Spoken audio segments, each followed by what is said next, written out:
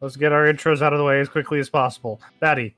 My name is Battery Batty. You can follow me at Battery Batty at Twitch.tv as well as Twitter and Blue Sky and Tumblr and other places. I have commissions open. This is space.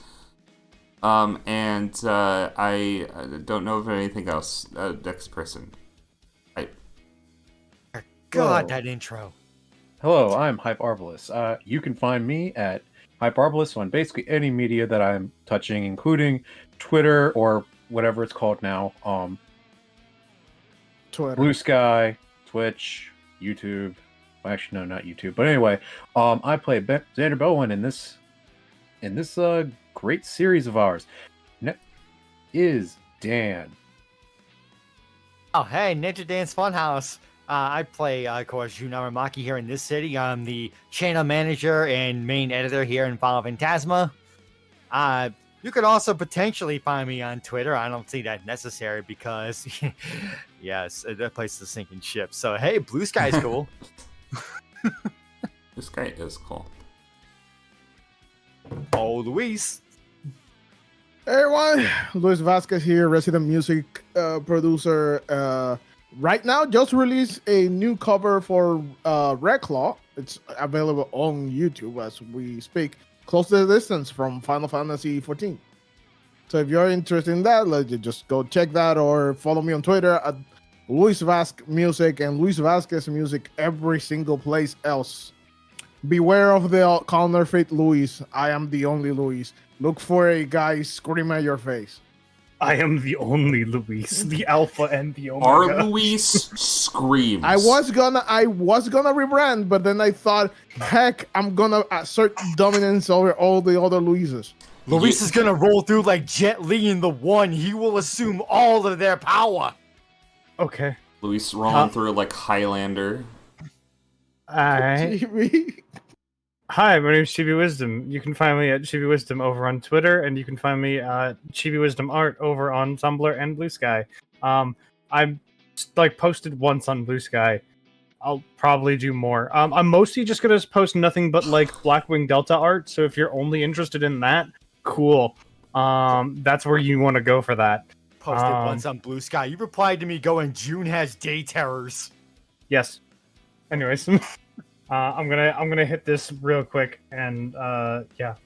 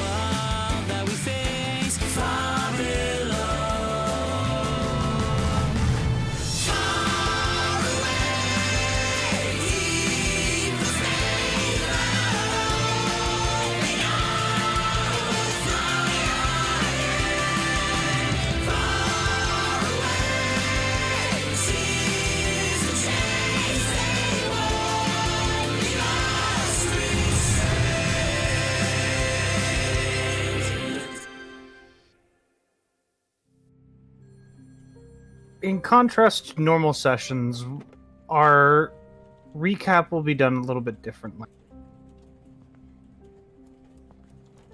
Our scene opens up on a busy hospital. Not an average one. It's a military hospital. between the hustle and bustles of doctors and nurses is a looming presence of military authority. And what better time for that military authority than to cater to one Jun Aramaki who rests within a hospital bed. The camera moves slightly off to the side, where a telephone display has been set up, where the only sole resident outside of June in this hospital resides, Ren's Primo. Ren's Primo is just kind of leaning back in a chair in a secluded room, taking off his winter coat from, being in where he was, and he is calling Neil. It takes you a minute before a connection can be established. Neil, you're getting a call on the comms. The heck did you guys do? Okay, so I guess this is the time where I give you my official report of what happened. Yeah, I guess so. Okay, I haven't really done one of these in a while. I don't assume you want me to be the most formal with it, so I guess I'll start. So, everything was going according to plan. I decided that it would be best to locate all the civilians into a place where they would least likely to be armed. I was thinking of dispersing them throughout all the buildings, but I decided not to do that as there would inevitably be casualties that way, and instead located them all to a centralized point behind the rest of the buildings to where hopefully they would be free from any gunfire. I spreaded my men across the northwest area of the facility, thinking that's where we would face most of the, ground troops, while the mobile suits would be coming from the south. I don't know why I thought this particularly, but as it turns out, first bogeys we saw were 3 mobile suits, coming from the northwest. Lana, our lookout, was keeping watch and warned everybody as a result. To the south, we had 2 mobile suits escorting 2 different trucks full of ground units that were coming to invade the facility also. I could go into specifics, but I'll just stick with what you need to know, so stick with me for a second. Yeah, we'll get into that. So, the first concerning thing was the Camphor high mobility model. Came onto the scene, again from the northwest. Fired an initial rocket, don't know what it was supposed to do, but what it nearly did was explode a building, one that one of my men was located in. Luckily, Malachi survived this encounter. Don't know how, but he did, and wasn't too shaken up about it. Next, the 2 Zagak E's arrived, backing up the Camphor. Xander was hiding out in the mining facility underneath.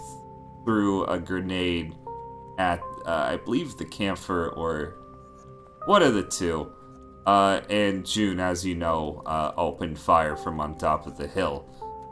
I tried to also intercept with my Regina, but that didn't work out too well, as the building that I was previously in exploded. unfortunate, but you know what? Still alive. What else happened? Let me think.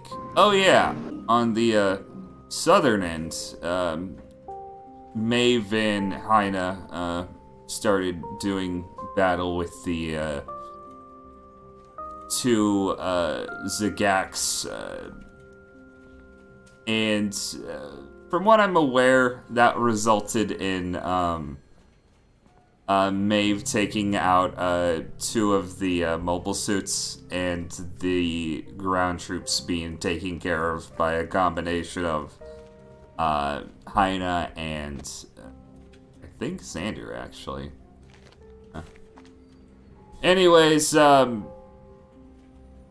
story short,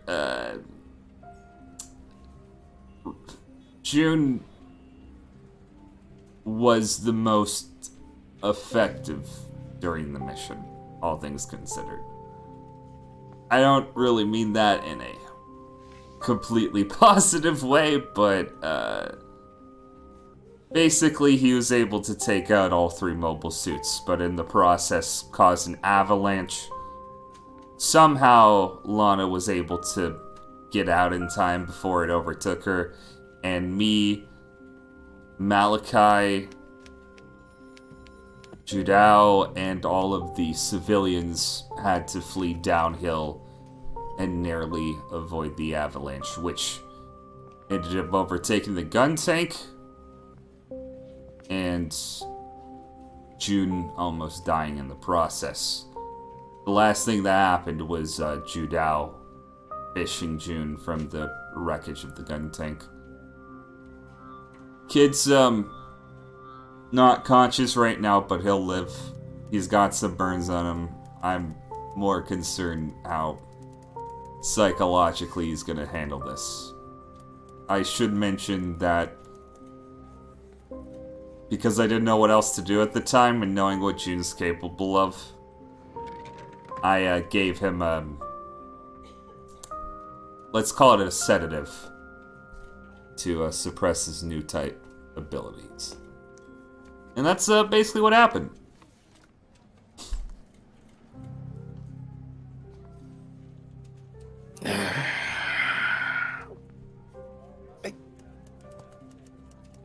I feel there's a gap in everything, because how can we go from June absolutely wrecking everything to the gun tank being completely lost? Well, you see, when June took out the rest of the mobile suits, the three that were coming from the northwest, he fired on one that had a bandolier full of explosives that I guess they were thinking about using and blowing up the facility. And as a result, it caused a chain reaction of explosions that both ended up inadvertently damaging the gun tank and sending the entire avalanche downhill. I should also probably mention, forgot about this part. You know the most important building that we weren't supposed to have get damaged? Well, the contents inside were secure. A little roughed up, but relatively intact. It was a mobile suit, by the way.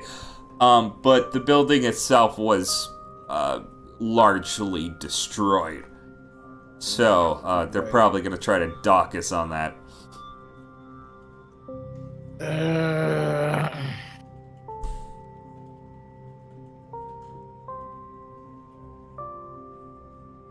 You okay, Captain?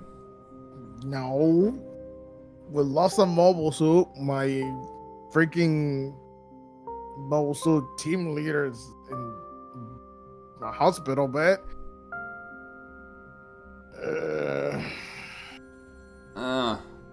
Great. You know, at the gave very him a weird pill too? At the very least, you'll be happy to know we didn't lose anybody. Not even the civilian targets.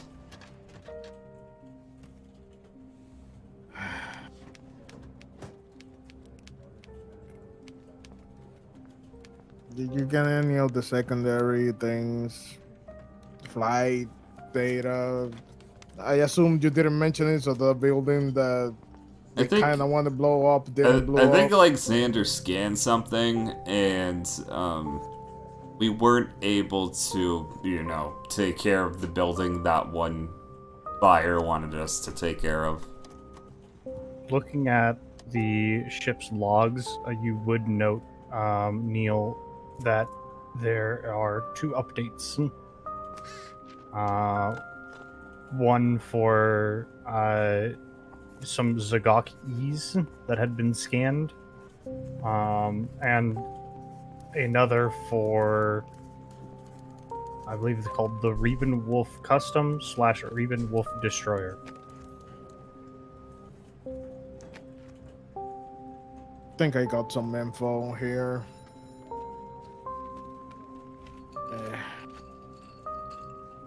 About the thing that wasn't, I guess the other thing, because I assumed this, because I don't know what the heck this is.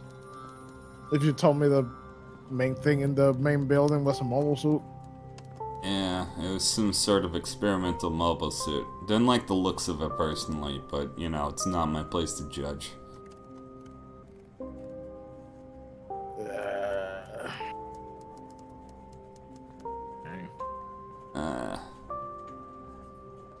If you have the chance to talk to Sander, tell him to check the flight data of whatever's left. Will do. Anything else you want me to take care of while I'm down here? It's just keep me updated on June. Yeah. I'll try and see what I can do and get y'all out of there. Yeah, you work on that. I'll do what I can for the kid. Alright. Primo out. June, can you please roll me a con save?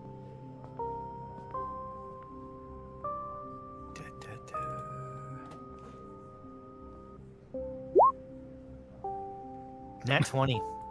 As if the will of the movie gods had christened upon ye, as Ren's Primo is hanging up the phone, you begin to stir awake. Mostly aware of the presence of someone else within your periphery. Eyes are blurry. Who's there? Oh, hey, kid. Are you awake, I see. Primo. Hey, don't stretch yourself too hard. You had a Everything hurts. big day.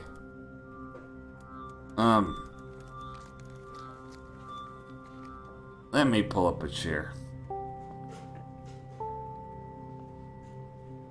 So, how much do you remember of what happened? What happened?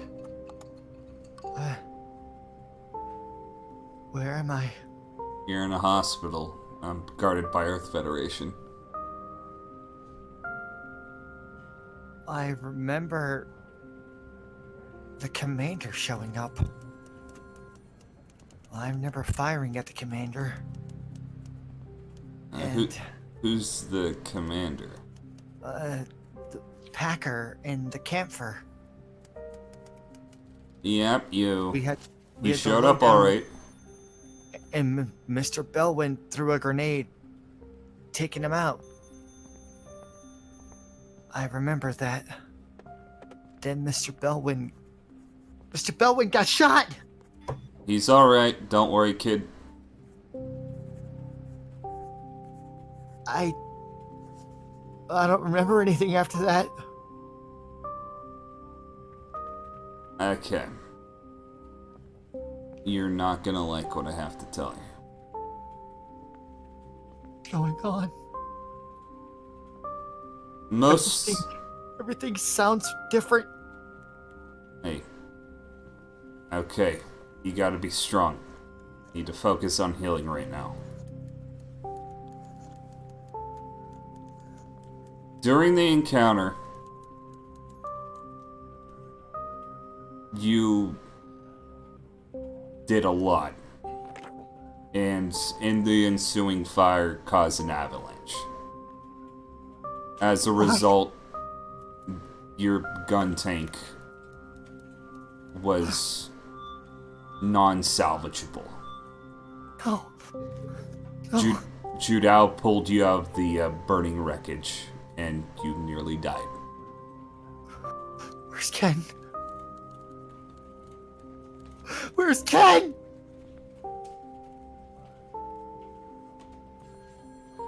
Where's my brother? Only you know that, June.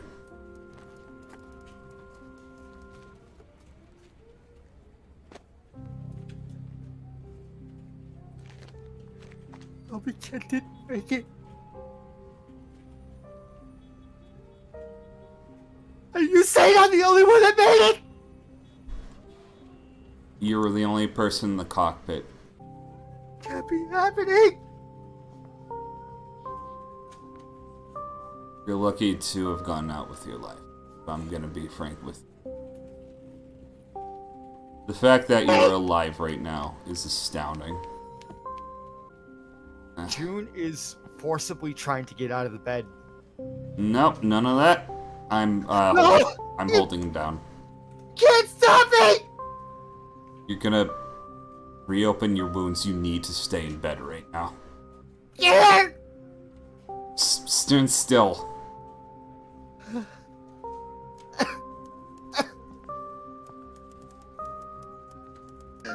It's never easy.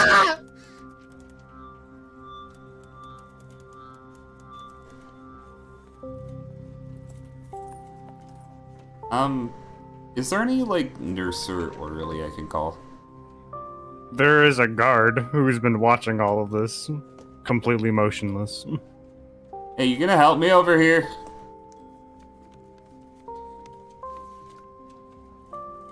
Understood. He walks over, and without even a second thought, he is going to give a swift jab to the back of June's neck.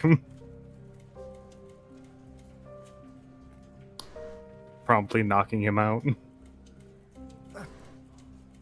You used to doing stuff like that? You would know the answer to that question. Kid's gonna have a long recovery process. We'll bring some cuffs in case he tries to escape. I'm not worried about him escaping. Worried about him hurting himself. That's the same thing.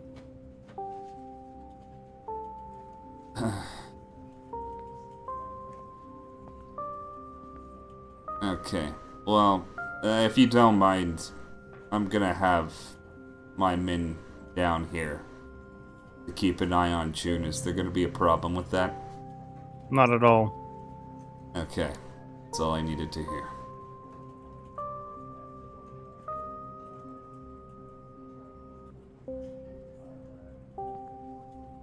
As you walk away, you can hear the sound of the guard pulling out, like, handcuffs and cuffing June to the, gosh, what is it called? The gurney? No, right? Hospital bed. The hospital bed, yeah. The bedpost. The bedpost. I have to be strong, kid. And, Prince is gonna walk off.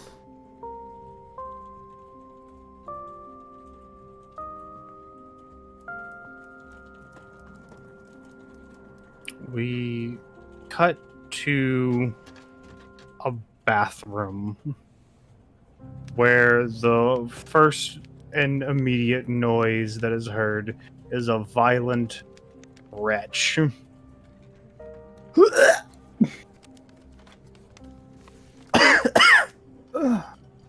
As you see Heine in full view, looking absolutely miserable, with Mauve sitting or just leaning against the door frame, staring down at her. That was 10 people. 10 people died. And I just did it that easy? It gets easier, actually.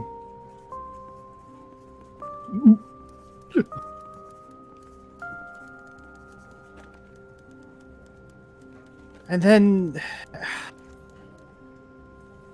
the scientist guy just kind of walked around taking scans like nothing happened. I'm sure it was different for him. Maybe he got used to it. How do you get used to that? You just forget.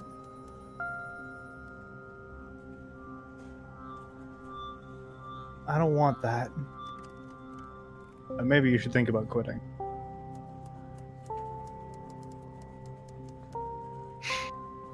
The scene cuts once more to what looks to be a small makeshift restroom. I guess not necessarily like a hospital like area, more like just a resting area for nurses, a little office, I guess. Where we see the majority of the group. What's Xander up to? Is he with everyone, or what's he up to?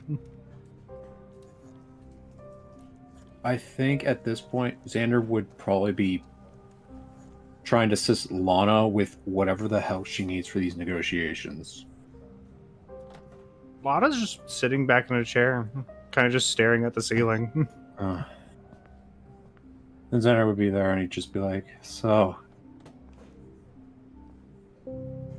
That went honestly unexpectedly, but could have been way worse. What are you talking about? It was terrible.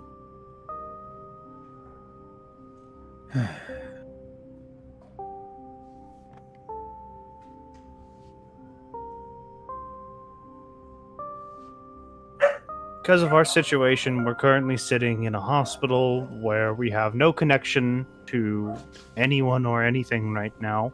So as far as negotiations are considered, that's going to be up to Neil.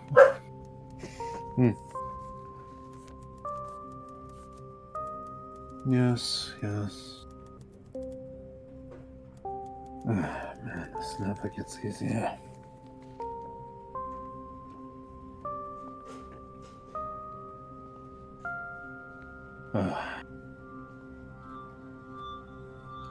I had to be calm during the entire thing.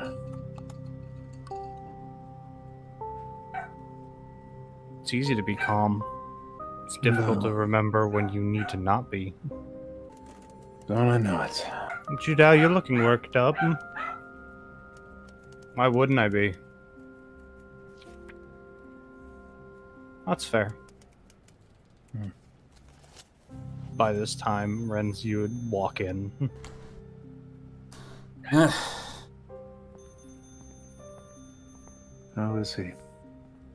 He's gonna pull through. Nothing physically of concern, as long as he doesn't move around too much. He's got some burns, he's got some cuts. But what's gonna be tough is what happens when he wakes up again. How so? I was honest with him.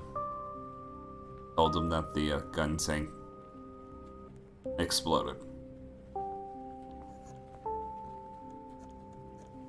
Lana chimes in, still staring at the ceiling.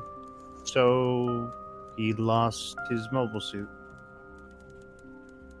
It's a little different for him. That, Renz, Judao chimes in. Renz, do you know what was in that thing? Oh, you saw inside. Do you know what they were doing to that kid? I have a vague idea, but not completely solid. Can you enlighten me? There was a fucking wheelchair in there. It was bolted to the floor. Wheelchair. Yeah, a wheelchair. The whole time he was talking about his brother. That was it. It was in the other pilot seat. In place of it. Yeah, sure, I guess. Rins is gonna sit down with all of them. He was hugging it when I got in there. Were we able to salvage it at all? Do we want to be spending 3 days digging through snow for it? That deep. I don't know. Okay, yeah, just don't worry about it. Don't worry about it. That's not the right word. We let this happen. You let this happen, Renz. Want the mobile suit being buried, or June? As far as I'm considered, that kid's green. And you know what that means. Everybody needs experience sometime. And That was an experience out there.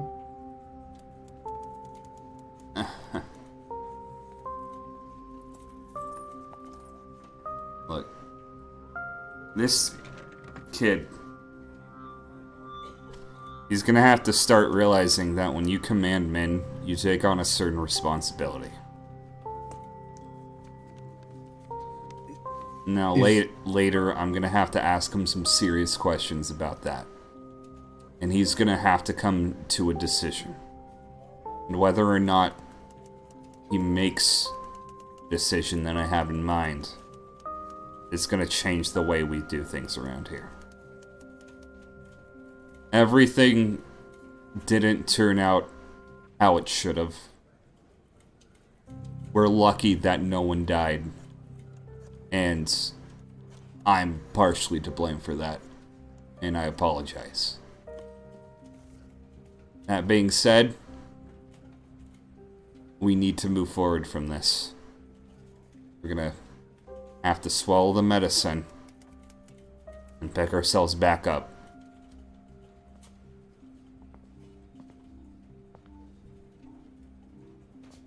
Just answer me one question. And So I got all of my priorities straight here, Renz. Is that kid in that hospital bed right now? Is he a soldier? Or is he a weapon? he thinks he's a soldier. That's not what I'm asking, Renz. To you. Who is he? That... Burns is just gonna lean back and take out one of his cigarettes. He's gonna have to decide for himself.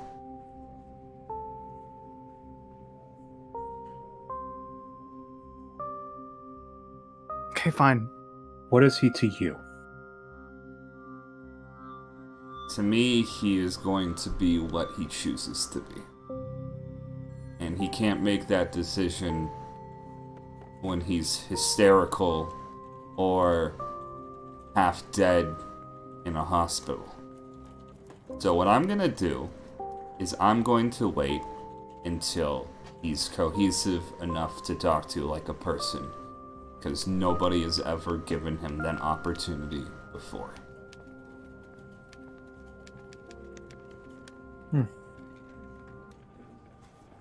Fair enough. Lana finally looks down from the ceiling to just kind of eye Renz. So this kid's really special, huh? Earth Federation he is. To us, he's a friend. Or at least to me. That being said, I don't want a repeat of what happened here.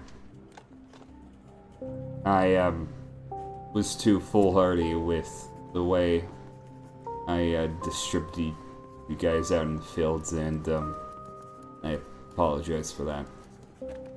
I thought we could handle it, you know, back in the old days where, you know, it was the original squad. Didn't really factor in how much difference an extra 1 or 2 mobile suits could make in a situation, and that's my fault.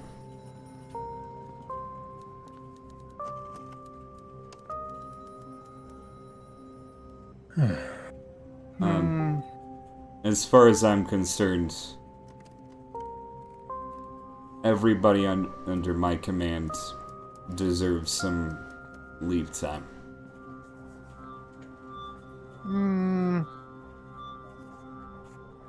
Lana just kind of sits up, gets up, doing a little bit of a spin before facing Renz and looking him dead in the eye and going, "No, I don't think so.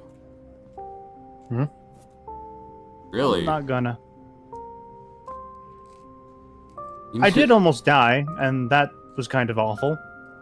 But I'm still alive. So seems kind of wishy-washy, all of this, and I don't quite understand everything that everyone's talking about. Which just means that there's more secrets to find. But I'll leave that for later. Instead, Lana places a hand on Renz's head and ruffles his hair for a moment. Let an admiral deal with this really quick, okay? You need to learn a little bit about your leading skills. Don't I know that? Also, Lana, I am going to say one thing. June isn't someone that... It's very...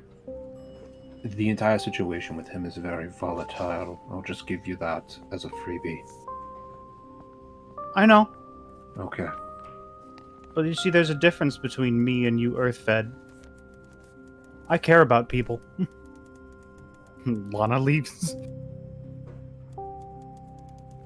I'm gonna need to talk with. I take offense to that. Yeah. Well, Xander, I know you probably haven't seen a lot of combat during your tenure. More than you'd think. Yeah. Anyways, we might also have to have a talk later, but it might not be my place to have that discussion. We'll see. Go ahead, if you would like to. Not right now. I need to focus on other things. Okay. You go send your Mahuzi Wetsis to whoever. I don't even fucking know at this point. Renz, I'm going to say this. Yeah. You have a lot of improvement you need to do. But like I keep saying, but like I said before, could have been so much worse. And it could have. So much, but with, I don't know. Anyway. Mission technically a success. Excuse me. So as long as the job gets done, huh? No. I'm saying in the eyes of people that are paying us. Is that why we stole some blueprints? Well, Judas says while staring directly at Xander. that's the question for him. Can't help myself. I think you can. Whatever. Not my place to say, I guess. More than... Well...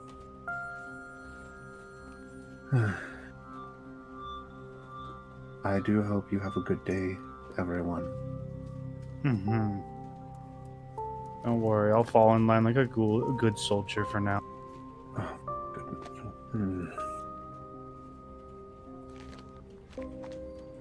I think Mr. Belwin has something to do right now. Yes. Wasn't you shy because I feel disgusting.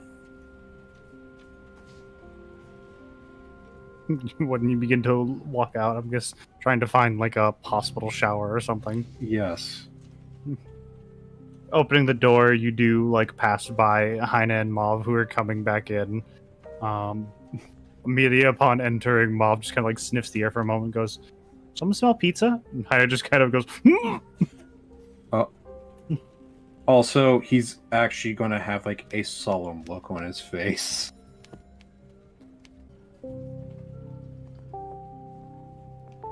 June.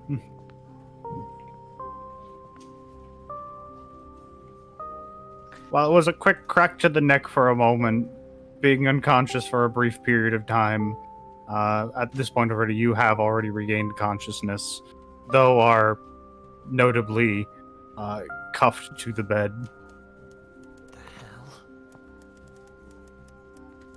Just trying to shake his arm, just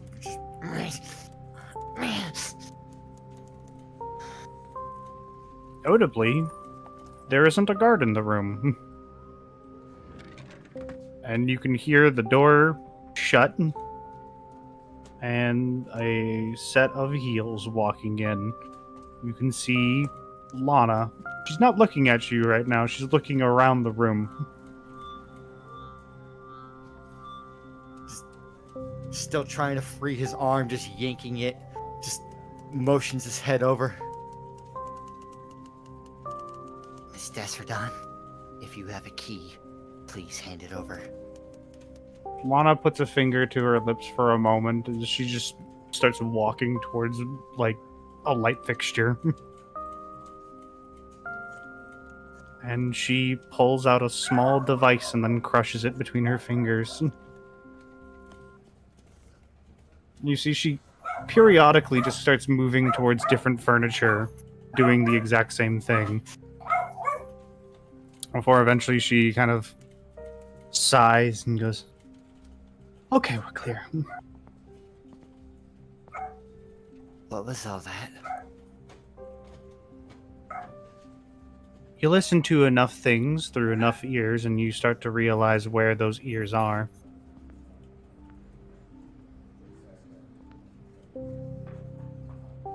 I'm sure Earth Federation would love to know everything about everyone.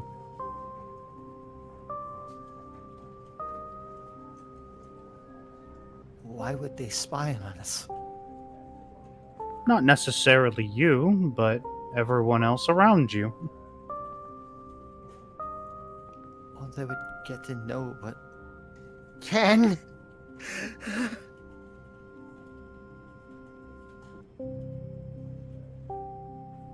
Lana will just gently place a hand on Jun's shoulder.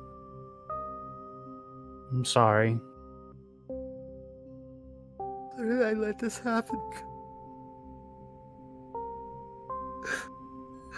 We were trained for this, and I failed him.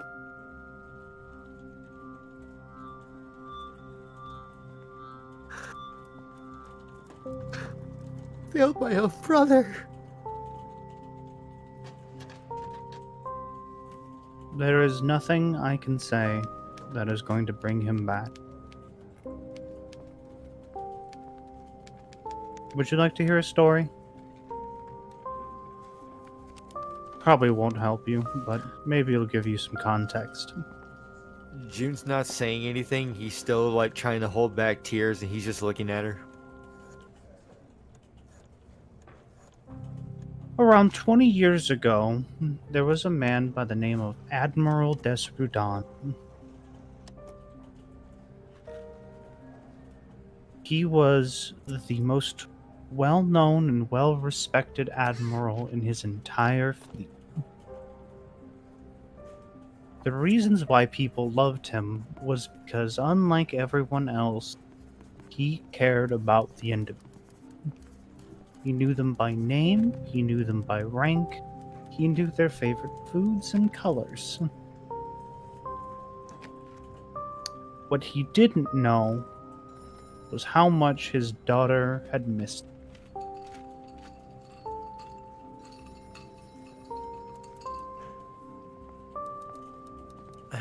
His daughter would never know what happened to the Admiral. The only thing she would ever know is that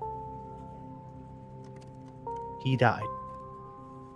And all she received at his funeral was his hat with a hole through it. We don't get to choose when the people we love die. It's all the better that we cherish them in the moment.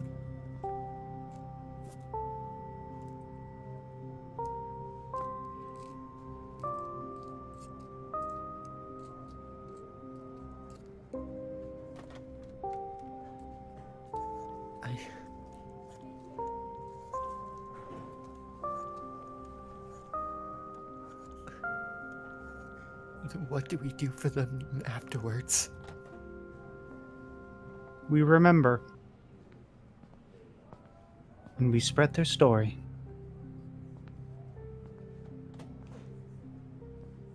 Because now you know about the Admiral. And I know about your brother.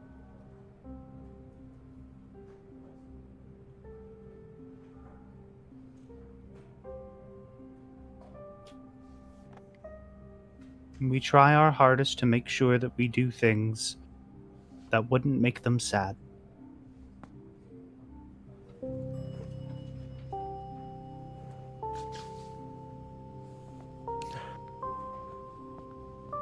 Well,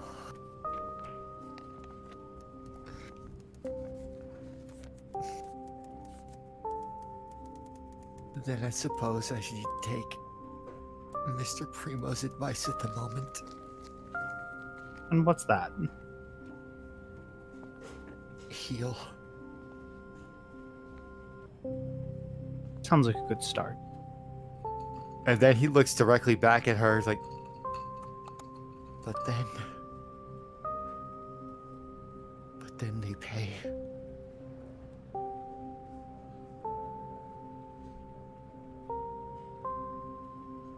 I don't know how. I don't know when. But I'll find a way.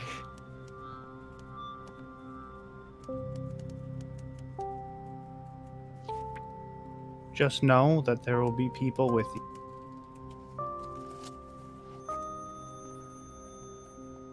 Okay?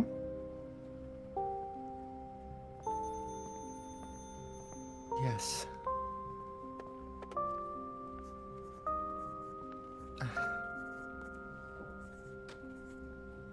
Can you please unlock these cuffs? They were already uncuffed. Don't worry. Huh? It just brings over his other arm and just like pushes the latch over. Oh, damn it. I'm a master at my work.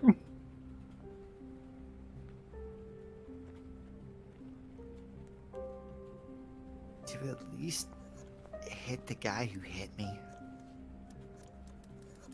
I think that's already been covered.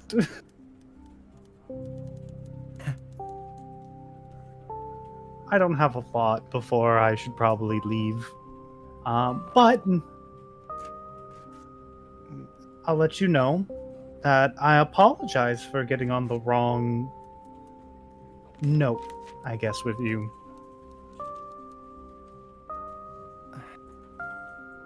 Miss Deserdon? Yes? Are you Xion? Not anymore.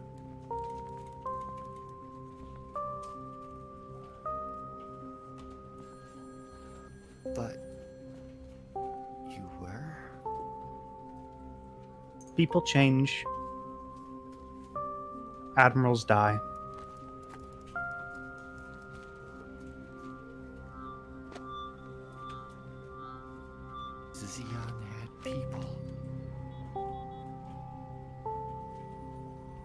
I wouldn't say that anymore. There are still people who claim to be Xeon. But deep down, those that are still around are nothing but monsters.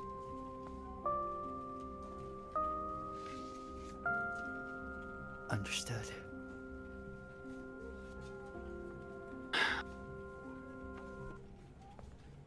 I know that this is a time for healing, but I figured this is the better chance more than any for me to give you this proposition.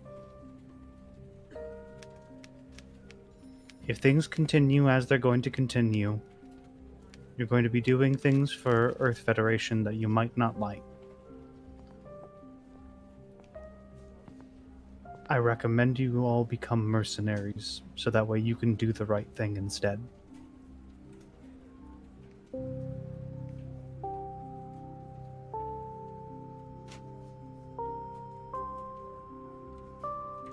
But ultimately, it's up to you.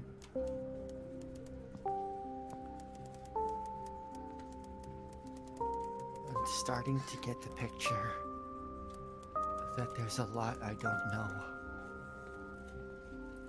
And if you ever need to know anything, you can feel free to ask.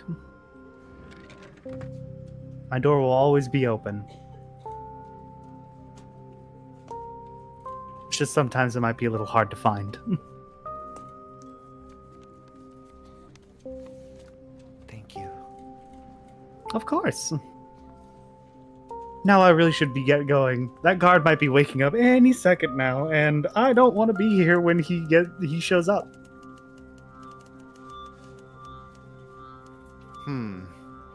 June's gonna try to slide out of bed real quick. Easy now. Easy.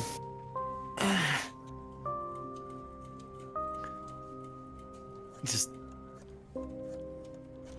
June's just he's gonna look at her, he's gonna make a gesture, like pointing like inside or out. Like, where is he? What do you mean? The guard.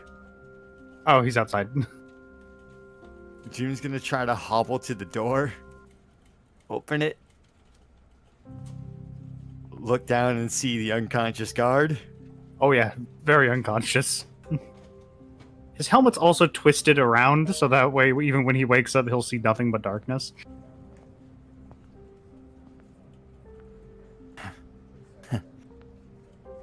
Jerk.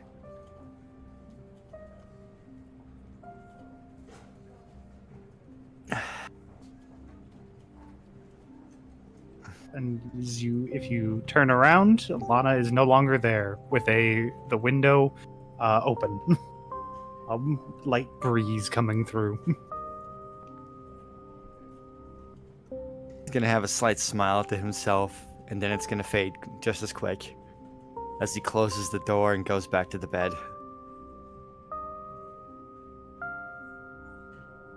There's only like about a minute after you get back into bed that the door opens up again. This time with Xander walking through.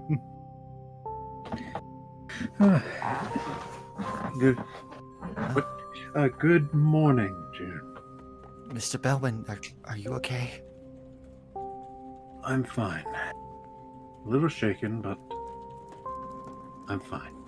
I saw you get shot. Luckily the my mobile suit could take a hit. Very much appreciate that, though, for your concern.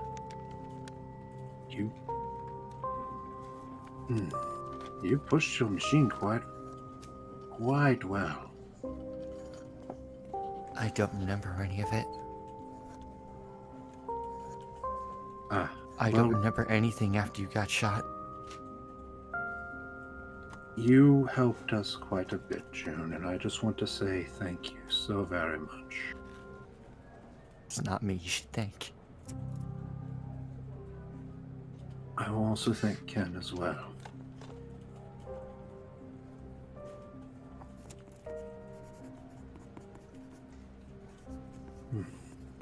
I don't know what I'm gonna do without him.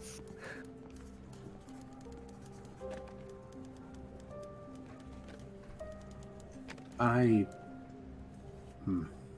had a But, I find having to live and not disappoint somebody that died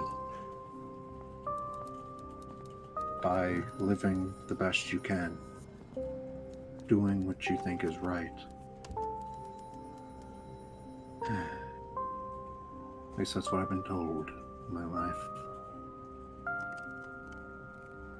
I haven't experienced much in the way of other people. Either they're gone, far away, or just one met an unexpected end. But I barely knew the man.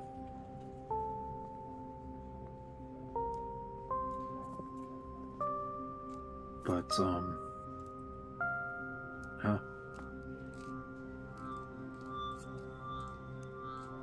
how are you feeling in general, though, June? I hurt like hell. Well, Half my body stings.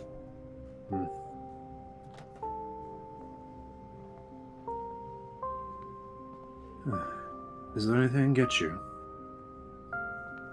I don't know. I don't know what I want in the moment.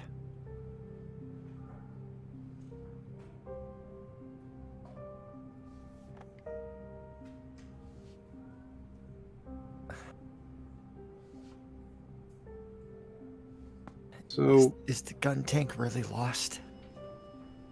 it's not the amount, from what I could see of it, the amount of work that would be required to put it back together exactly the same, it would take years.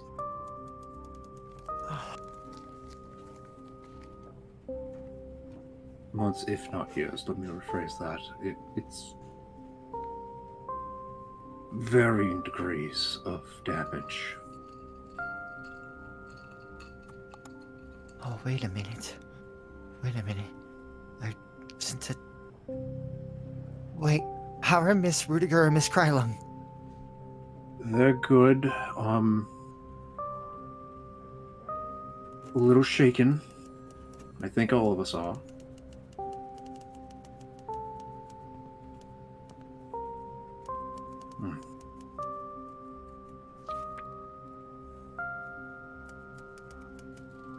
That's good they made it through. Mm-hmm.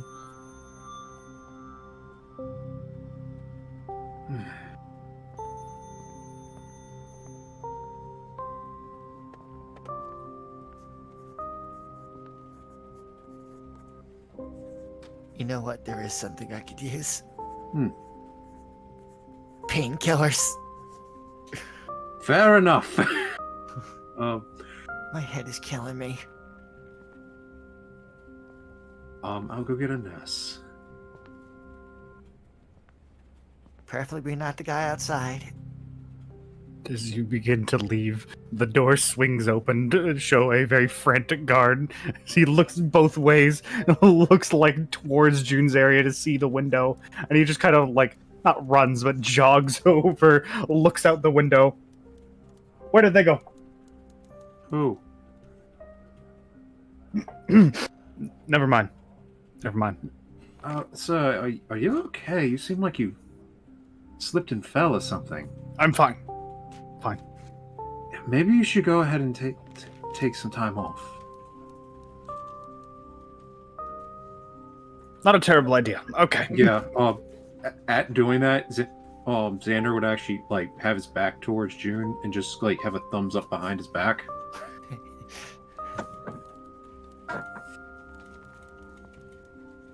And then we will cut away to the ship. The atmosphere on the ship is quiet and reserved. Neil, you get a phone call.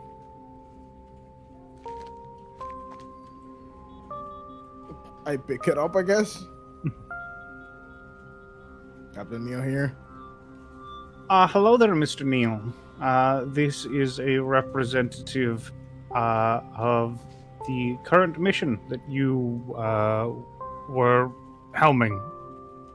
Oh. My How can I help you? my name is Geoffrey Baez.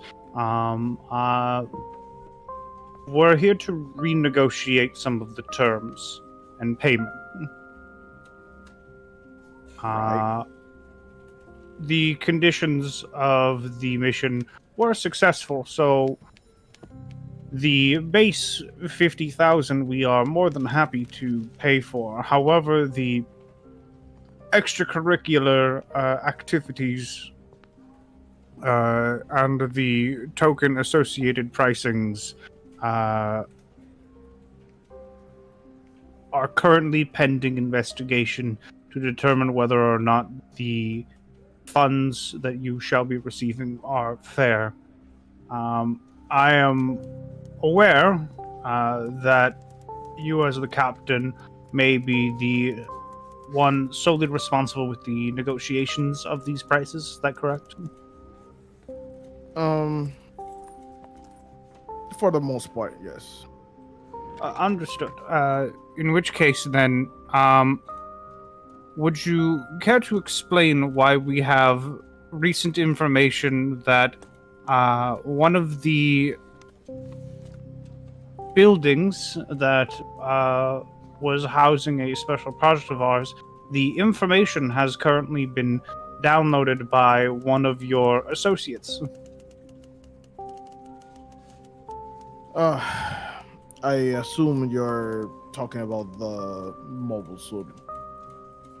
Regardless of what I am talking about, it is pertinent that the information that you have acquired either be returned or a new deal be struck.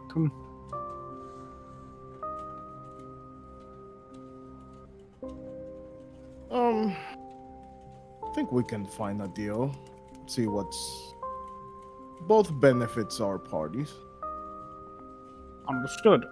In regards to the remainder of the buildings, the one which housed this project has been completely demolished. I believe we have heard from one of your associates by the name of one Renz Primo that the contents of the building are still intact, and thusly the price is still fair. However, the contract was in for the buildings to be intact and not the contents. So, in this regards, we would have to dock that building. Would this condition be fair to you? I think it's fair. Additionally, one head researcher wants to argue that since the lead research building is currently under 30 feet of snow, that it also be considered destroyed, even though, by all intents and purposes, the building itself does remain intact. I mean, you couldn't expect collaterals like this happen. The building still stands, as was the stipulation of it. This is true. However, the ability to access the building is within question. I'm going to ask you for a persuasion check.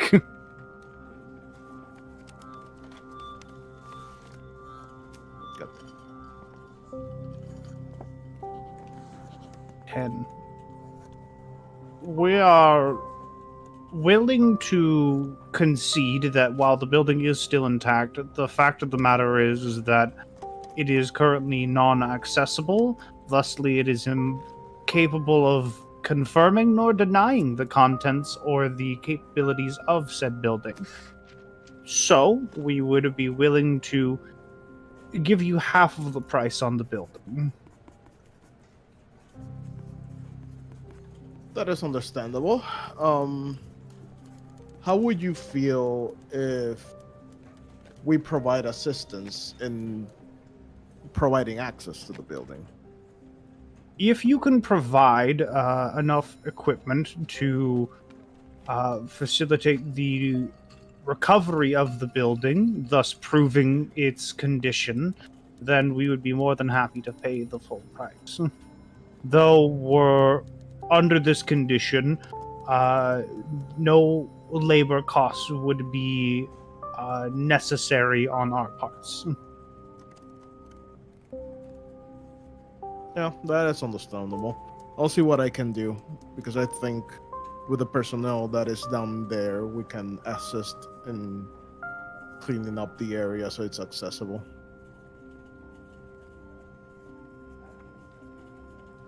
Understood. In which case, then, the current balance that we are observing is 800,000 credits. Is this correct? With the potential of that growing quite significantly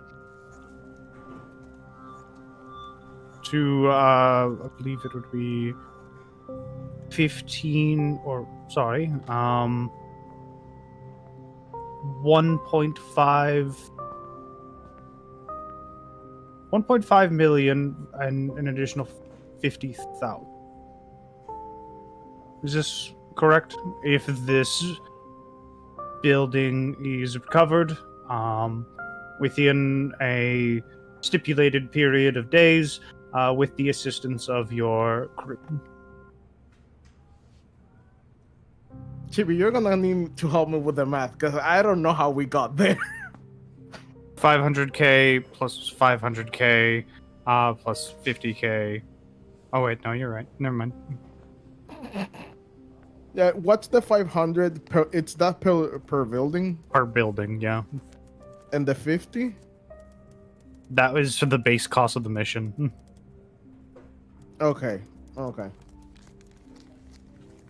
So it'd be 1,050,000. Okay, I think we can work on that. I guess that only leaves the matter of the data for the project. I believe that might be a separate contract up to you. However, in regards to the information that we have that has been acquired by one of your associates, we are willing to cut the amount of funding that you would be receiving from these missions in exchange for the preservation of this data under the condition that it is not shared with anyone other than your crew. I think that's fair. Is there a fair price at which you are willing to accept a reduction in order to remain the sole proprietor of this copy? Chibi would Neil know, because I have no number. I would assume while this call is going, you're like skimming the notes. Mm-hmm. You would note that the destroyer in question that is being brought up is running a thing called the exam system. This thing has a lot of firepower, and the amount of data that you've acquired just off of this mobile suit is something terrifying. Like, genuinely terrifying. The overall performance of this mobile suit definitely exceeds most of what data you guys have at the moment.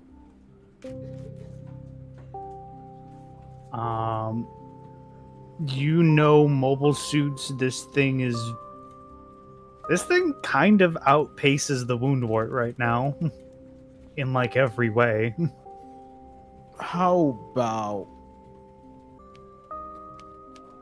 280,000? Under the condition that the only individuals who are permitted to see this mobile suit or to acquire these blueprints and utilize these blueprints is limited towards your R&D facilities and engineering. Yes, this will be acceptable. 280,000. Alrighty then.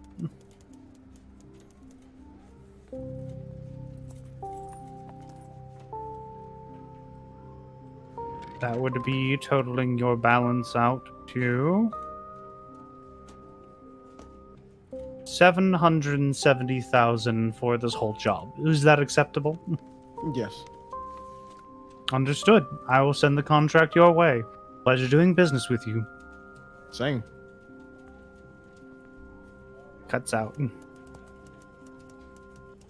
Calling friends. Primo. Okay, you have a job to do. Oh boy. I'm listening. At least it's not gonna be fighting, for what it's worth. I had to negotiate with the people from the whole contract. I need you guys to get the mobile suits, make some makeshift shovels, and go dig out the building. One of the buildings we had to protect. I'm just warning you now, that's gonna take days, you realize? That's why you had the mobile suits. And not telling you to do it by hand. I guess maybe we could...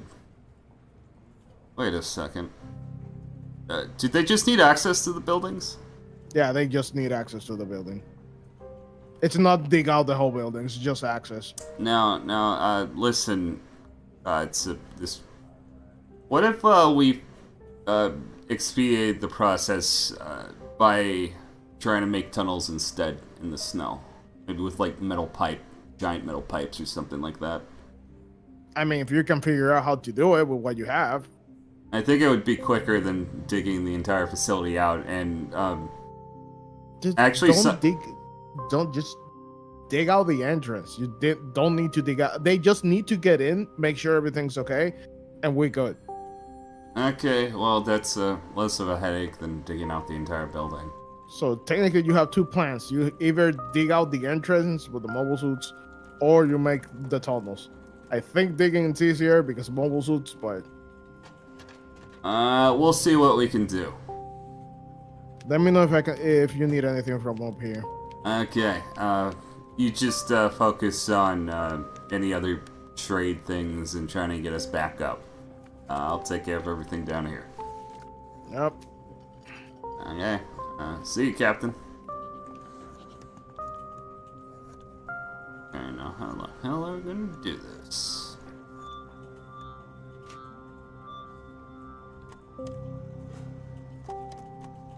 It is at that time that Lana finally enters back into the building. She looks like she's been running laps. And she's notably missing her coat. Hey, kind of chilly for a run. But it's not chilly enough to get caught. Yeah. Don't look too much into that. Yeah. You don't have to worry about me. And that's why I like you.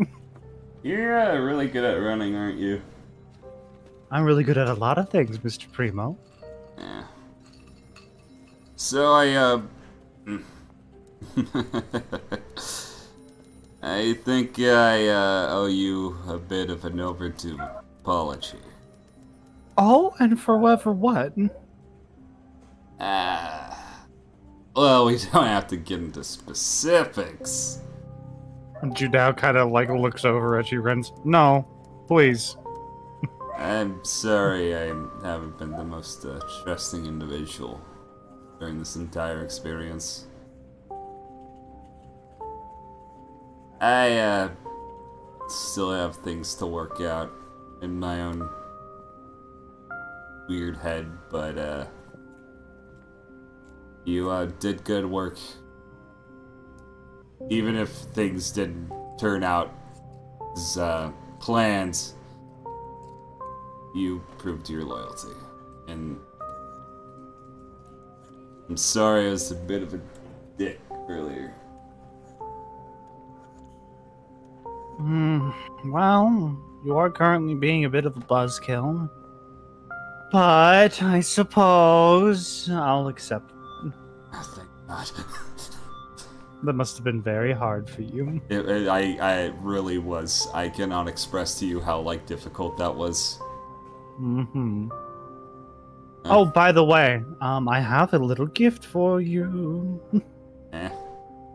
And she holds out her hand, just put up into a fist, right in front of you, Renz.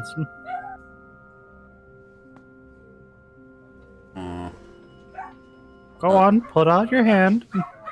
Prince will put out his hand. Lana dumps what looks to be about 20 microphone chips into your hand. Ah. Found that in the kids' room. Prince is just gonna pocket those. I appreciate it. They're all broken, so you don't have to worry about farting and then letting all of Earth Federation know. Yeah, that's gonna be helpful with a little talk I'm gonna have with the kid later. Well, he's up and about, and he's willing to finally rest, so there's that. Lana, I have a question. How good are you with creative problem solving? That depends. What kind of problem are you willing for me to solve, Mr. Primo? Okay, so, get this. They're, wanting to dock our pace. Surprise, surprise. Apparently they're going to consider the building that was completely covered under snow destroyed, and he's gonna do the air quotes, even though it's covered in snow. Unless if we can somehow manage to make it accessible to the scientists again, despite the fact that we all saved their worthless lives. Keep that in mind. So if maybe we were to not necessarily dig the entire building out, but find a way to make a snow tunnel accessible to the building, we would get our pay, theoretically. They just need proof that the building isn't destroyed, right? They need proof the building isn't destroyed, and they might need to have access to get stuff out, I'm pretty sure. At least that's what it sounded like over the phone. If you can prove that's intact, then, you know, maybe. The obvious answer, or I guess the simplest answer, would be to say, grab a mobile suit and grab a shovel. Yeah, that's what Neil said, and I'm like, that's gonna take too long. It would take too long. Then again, digging a tunnel would also take too long. Because you'd have to get a channel from the beginning of, or sorry, the end of the avalanche all the way to the building. And that would take a while. Don't any of our mobile suits have, like, flamethrowers or some shit like that? If memory serves correctly, looking over the data, the Dom had something similar. Oh, did it now? But it's not like we have that anymore. Yeah, that's unfortunate. The heat weapon, but we did have heat weapons. I forget who had them equipped. You know what? I need to make sure that Jun's alright, and I'm gonna have a big talk with him later. How about you bring all this to Xander, and you guys can work something out? As far as I'll talk with Doc. As far as mobile suit pilots are considered, I don't know how Mauve is, but I know Ahaina's been throwing her up her guts, so maybe we don't have her dig the... I don't know, it's up to all of you. Let the kid rest. Let the kid... Yeah. Okay, well, I'm gonna do Ren's Primo things. Hopefully they're not Fetty things. Nah. Starting to sound actually pretty competent. Let's not get ahead of ourselves. I said starting. Would be a very big climb. My old commanding officer was a lot more competent with these things, if you can imagine. Not my... No, I can. Not my, you know, superior, but my immediate squad leader. He, had a good head on his shoulders. Survived! got out actually pretty unscathed, but... Well, relatively unscathed. He still got the, mental problems, but he has a kid now. Doing well for himself. Oh, that's lovely. I'm supposing we're not talking about one Garcia, right? No, that's... Judao just gags. Yeah, no, we're not talking about that asshole. He's never served a day in his life outside of, cushy office.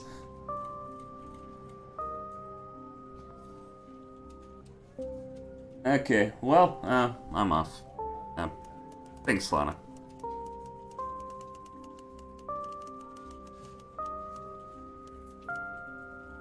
Let's just hope we make the right decisions. Xander would probably come into the group and be like, after giving June his pain meds, or getting a nurse to get his pain meds, because, how hospitals work.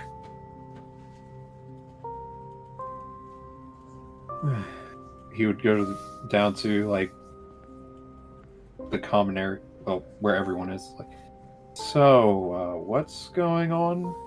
Oh, hi, Doc. Yeah, we're gonna have to find a way to get access to the other building, or they're gonna dock our pay, essentially. That's the gist of it. I figure you and Lana be better equipped to handle something like that. Maeve's also on hand if you need her. Doesn't any of us have, like, a heat weapon? I think the kid, and kind of looking over at Heine, who's just, like, staring at the floor, trying not to throw up. I believe she had a heat weapon, but I suppose it'd be useful right now. I could probably pilot the suit. You like speed? Don't need to be speed to just melt out a snowbank. It'll still take a while. Yes, but actually no. Melting would actually be quicker, as it would keep on making it flow out. Well, alright then. You're the expert. But I will appreciate any assistance. I can see what I can do. You got 3 mobile suits left? Yep. Okay. Are we just digging out a tunnel, or I are would we going to be going a bit above and beyond? dig out a tunnel, keep it simple. We don't want to turn this into a giant thing. If least effort is possible. Dig out a path, make sure nothing's going to get crushed over time. If you weird ask, but if you, when digging the tunnel, somehow come across the wreckage of the gun tank, this would just be for the kid, but there's a wheelchair inside that. If you could have the opportunity to retrieve it, I think it would be good.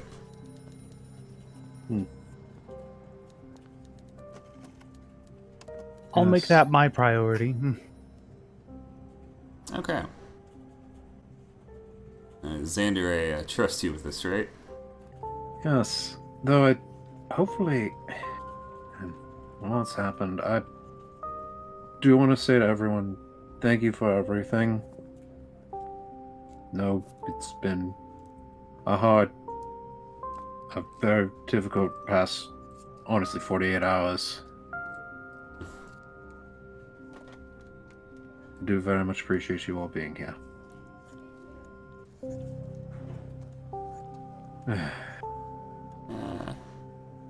Thank you. You're welcome. And I guess then it would just... What does anyone else have to do? Xander's done for right now. Yeah, Prince would check on June. So, how you doing, kid?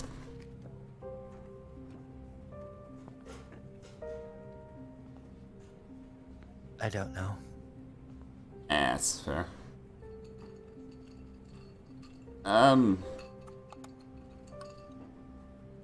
seems, everybody else is fine for the time being. Heina's currently puking out her guts again, but, I think we should be good overall.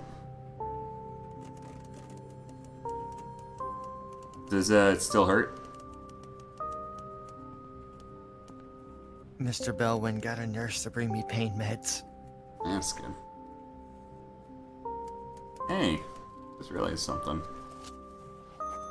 Riz is gonna, like, look at your bandages, and he's gonna, like, look at his arms. We're, matching.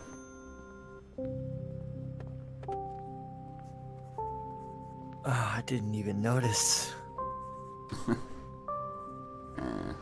Well, when you get used to these kind of situations, hospital visits will, become shorter and shorter. Unless, of course, part of your body doesn't work anymore, but hopefully we won't have to deal with that. I'm really bad with the bedside manner, if you can't tell. June's looking down at his burns and then just looks up at you. They used to be smaller.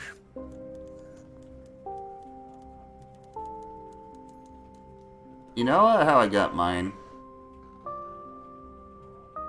No. Our, person in our squad rank above me. Nakahata Revive. She's, probably the scariest woman I've ever met in my life. This actually, happened when he took out the two Zakus. Anyways, Scarier than Dr. Miller? Huh. I have to think about that one.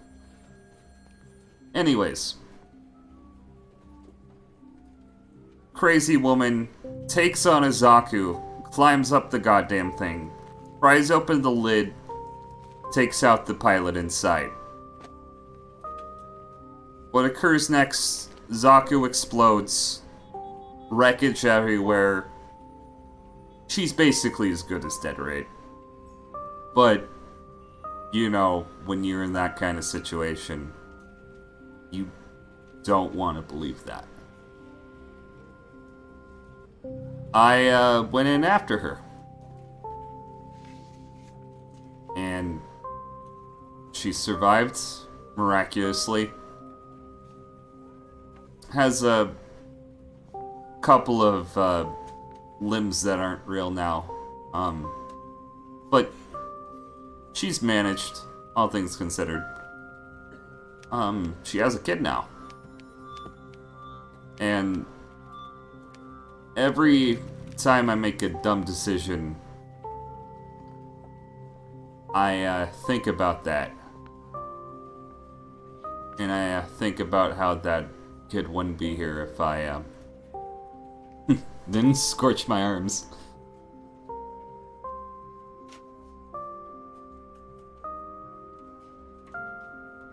You really are something of an action hero, Mr. Primo. Nah, I'm just, sentimental. Okay. I think it's time that I ask you a big question. Okay, so.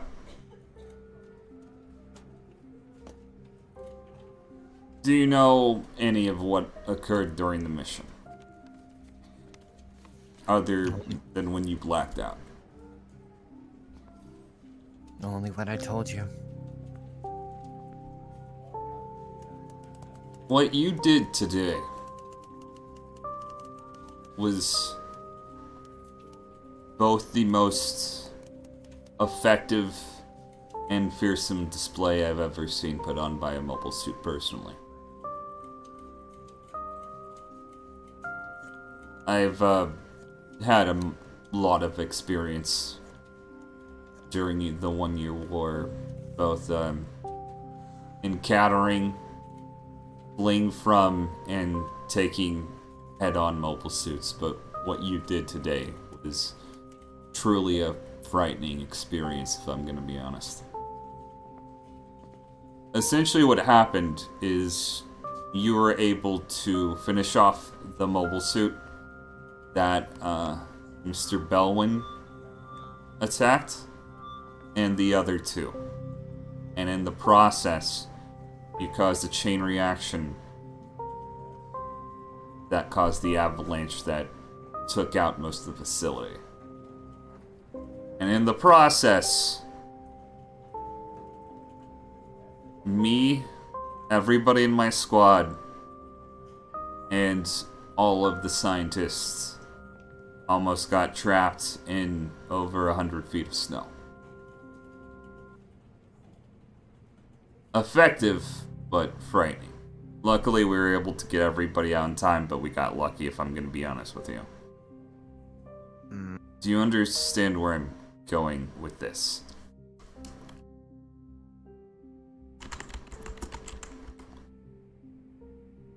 Basically, you have a lot of potential, June, but you don't have any control over your abilities. I don't even know what abilities I have.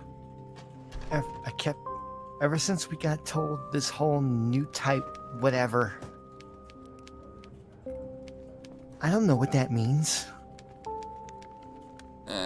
I'm a little screwy on the specifics too, but apparently you have some sort of mental leak with mobile suits. Almost like a psychic in nature. I'm not aware of the specifics.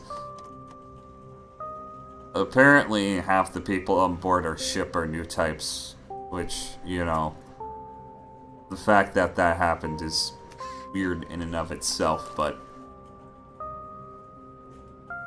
you are very powerful, June, and I don't know if you realize to what extent. But if I had anything, it's because I had Ken there. Well, that leads me to my next point. I know you haven't been feeling a connection to anything recently, but that's partially due to my fault. And What? Rin's Primo is going to pull out a bottle of pills.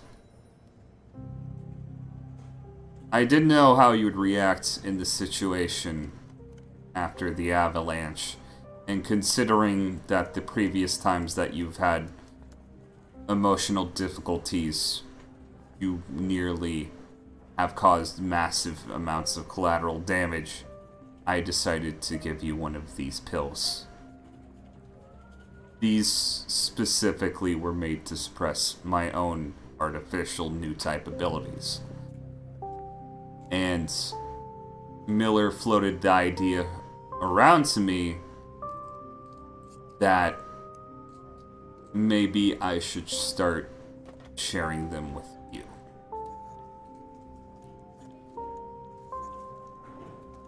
What are you saying? You, Jun Aramaki, were made to be a weapon. What are you talking about? Your abilities surpass that of any other new type that I personally experienced, at least to my knowledge. You have limitless destructive power, but you have no control over this power. So my question to you, do you want to continue on that path? Are you telling me I killed Ken? I'm not saying that at all. Did he die because I have this? What happened in the gun tank was gonna happen eventually, regardless of anything. I'm sorry, June, but we all knew it was gonna happen at some point. I wasn't aware of the specific circumstance that would have led to it. I wouldn't blame yourself. Just said you knew ahead of time. Dr. Miller said you said knows too. You can't predict everything, June. And I apologize for that.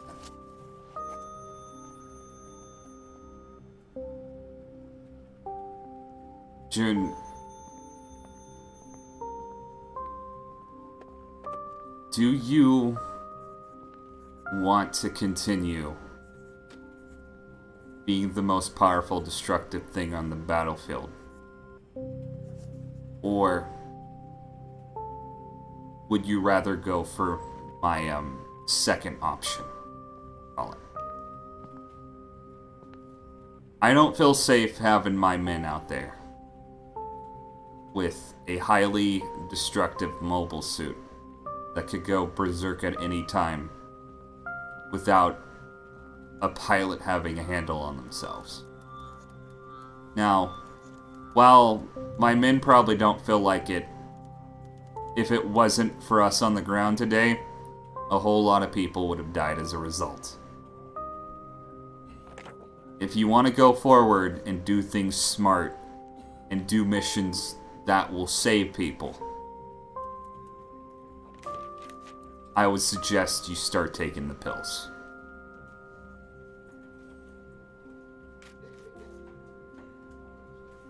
If you don't, you'll have highly effective powers. But I'm not going to have my men there, and we're not going to worry about collateral. We're not going to be as precise as, say, if you didn't take the pills. You understand me? June's not gonna say anything to you. He's not even looking at you, but he's lifting his hand openly.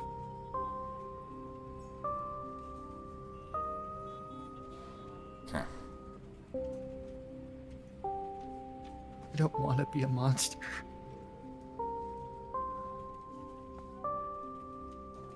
I don't want to be like them.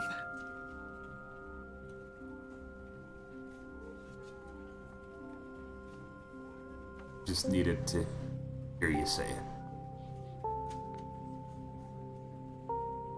I'll split the medication in two.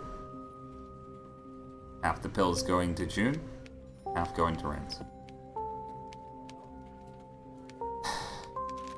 We were trained to fight the monsters. And the one that killed my brother was me.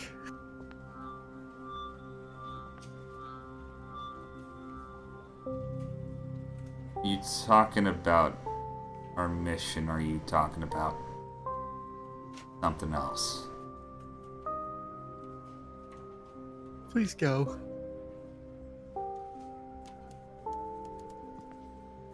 Rest Please up, go. rest up, kid. And Renz will leave. In the small little research base where the mission had first began, now completely desolate and abandoned and covered in snow. Xander, you have recruited Lana to assist in this recovery operation, I suppose you would call it. Snow job, yeah. Don't call it that. Okay. Sounds lewd. Oh. Oh, I was just gonna say we're excavating snow. Going to be using the Bao's heat weapon. Okay. Yep. I would say Lana is taking the Zaku just for communication's sake. I'm just going to set the tokens down.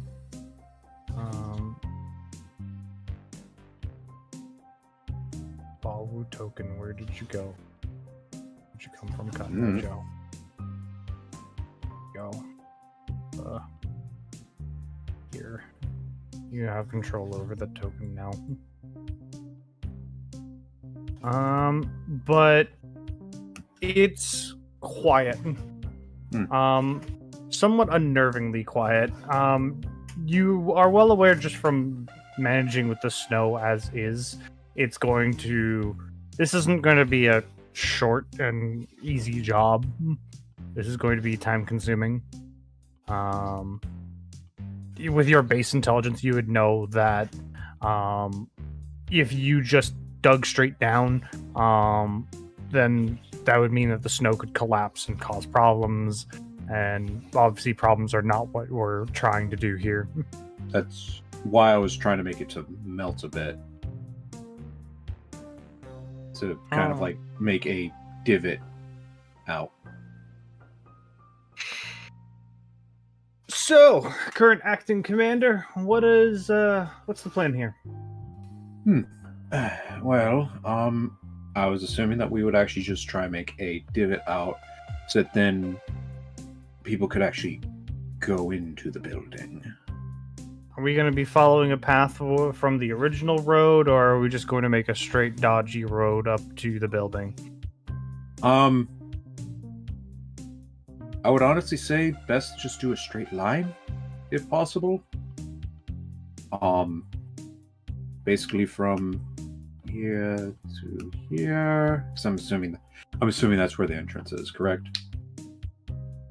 Yeah, roughly. Okay. So yeah, and would just make it so that then people could actually walk through it, and also I'd make it to where if anything did fall more, it would probably fall more to the sides, so it would fall more like downhill than it would over on the building. Well, then let me ask you this, sir. Once we have the entrance exposed, how is anyone going to actually get to it? Well, all right. Hey, Chibi, where does like the snow end and begin? The snow, for the most part, like begins right at the gun tank, and everything essentially from like this whole half of the map is covered in snow. Oh, okay.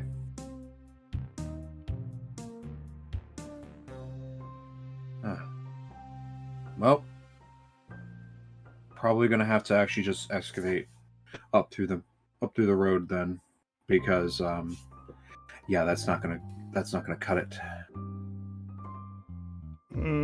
Should we just make a straight line? That would be sufficient for vehicles at minimum.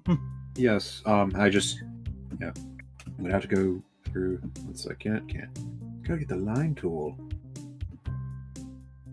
Gotta love hard angles.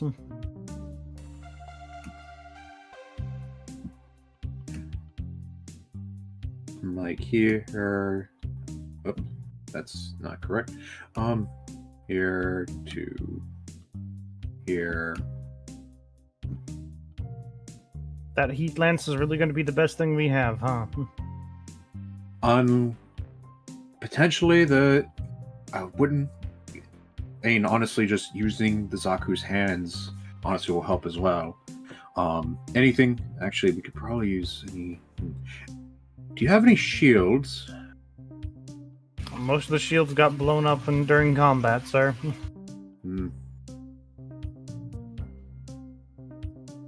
Well, can't use anything too heavy duty though, because we don't want anything to be covered back up. Do you have any suggestions? Following the road is probably one of the better ideas, but if you'll permit me, sir, there are two objectives I have before I can really help. Okay. All right, appreciate it. I trust you, Lana. Thank you. You're one of the few. Look, you've given me reason to. I had faith, now I have trust in you. Good to hear. Well, let's hope I can keep that trust going. Well, I believe you will. Is there anything else you want? Oh, I'm just going to go deal with my thing before helping out here. Do you mind if I ask what it is, though? The first one, sure. The second one, no. All good. What is the first? I want to see exactly what's going on with this kid's mobile suit. As she's saying that, Lana's already gotten out of the Zaku and is, like, coming down to start moving the snow away from the gun tank. I would actually tell you a bit of what I know, but I'm under NDA. That's what I figured. Yes. That's why I didn't bother asking.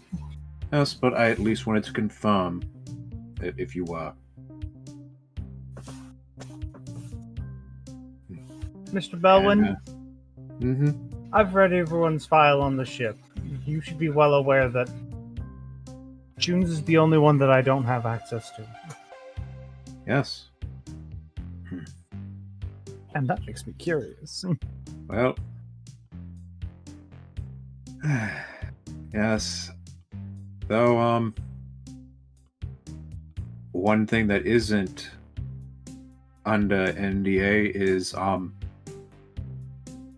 at one point, he genuinely terrified me. Not to be rude, with everything going on, it's understandable. I don't think I was ever scared of him. Just sad. I've gotten to that, it's just an incident. But... Hey, Dan. Lana moving past the snow and opening up the hatch once more. I want you to tell me what's left in the gun tank. What is it looking like? Should I mute? No, you're there. Okay. Like, nothing's gonna stop Xander from being able to peek in as well. Mm-hmm. In the lower cockpit area of the gun tank, which is probably a lot more like in shambles than it's really just a good thing June can't see this currently, because there are like boards from the cockpit section, like that whole machine area is blown to hell currently. There's wires sticking out from like the console and from like the upper areas. There's probably some sparks that just from little areas, not anything severe, just like something just like hitting against something else and sparking. There's probably a lot of water damage, and the most serious thing seeing up front is there is that wheelchair just bolted where the chair where a pilot's seat should be. And strewn about, probably thrown around, is small various Tank Force 5 memorabilia. And what looks like burnt pieces of a cot.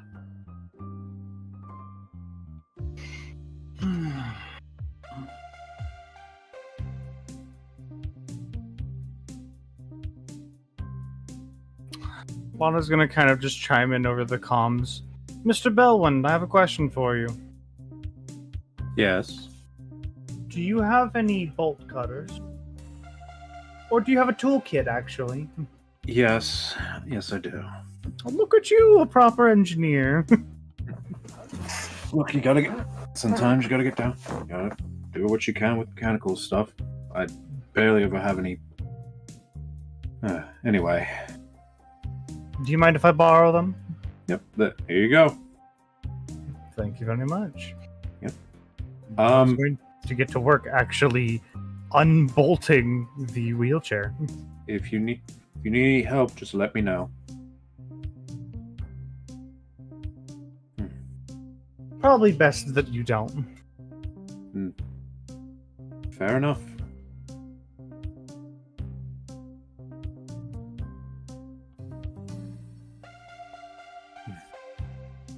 couple hours will pass by. It's slow going. The snow, while it does melt, is, well, in a cold area, so it's just kind of turns into a slurry rather than just melting outright.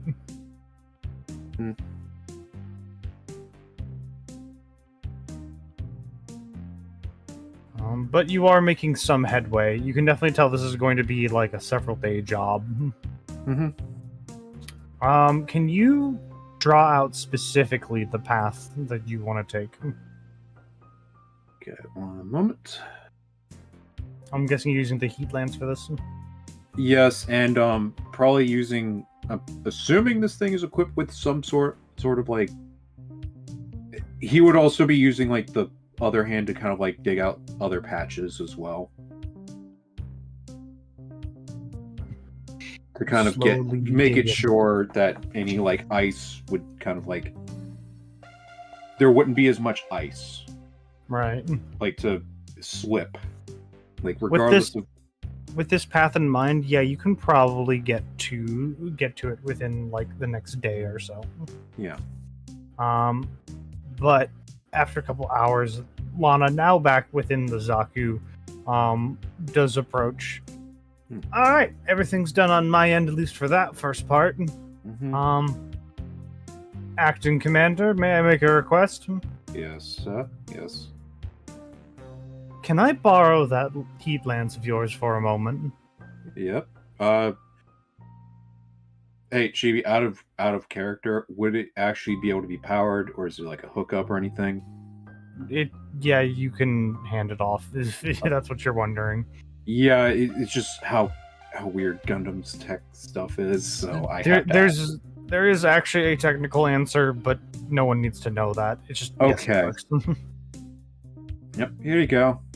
Okay, thank you very much. It will only be a brief moment, and give me a minute or two, and I'll be able to return it. All right. Oh, if you can actually cut out the since it's a diesel-based thing, and most of it has catalytic converter. If you could possibly cut that out undamaged, I would appreciate it. Of the gun tank? Yes. It's diesel-based. It would have a catalytic converter. Do you mind me asking, Mr. Bellwind, why you need that? It's platinum in there. I'll leave that to you. I have other important things to do. Fair enough. And you would see that Lana begins climbing the mountain. Uh-huh. And she starts heading up over here and plunges the heat lance down through the snow. And she just kind of twists it and turns it a little bit to make like a hole. And then she lifts it up and sets it down on the ground. And then gets out of the Zaku. Over the comms, you just hear, only be a couple minutes. Okay. Radio back if you have any issues. Oh, I shouldn't have any issues whatsoever. Okay. Are you keeping a watch on Lana? I am trusting her. Okay. No, Lana disappears for a while. Yep.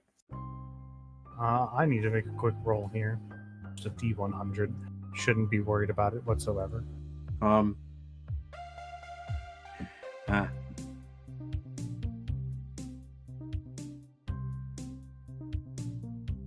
About 5 minutes into Lana going down this hole, you can hear your comms making some weird noises.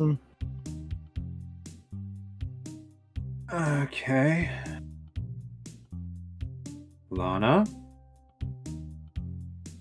You don't hear a response. Gonna give another... you know what?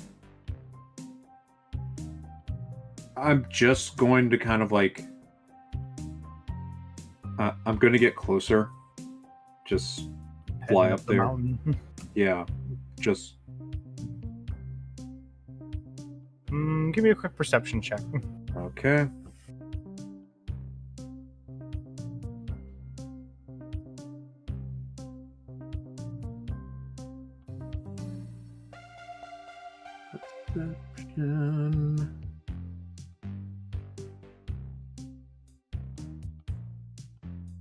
It's kind of hard to see, due to the Zaku kind of body blocking the hole. But you can note that, like, looking down the hole a little bit, there's like a red light coming out. And it's not like a faint glow or anything. It's like a bright red light. You okay? He would say this over comms. He would not be using the loudspeaker. As soon as you turn your comms on, the static and weird artifacting is loud. Ooh, okay then. Would I recognize this sort of static? Would it be kind of like interference? Yes. Like, as in, like, something that somebody was trying to do? It doesn't seem intentional. In fact, you can swear that you hear something past the static. Can I use anything to try and understand it?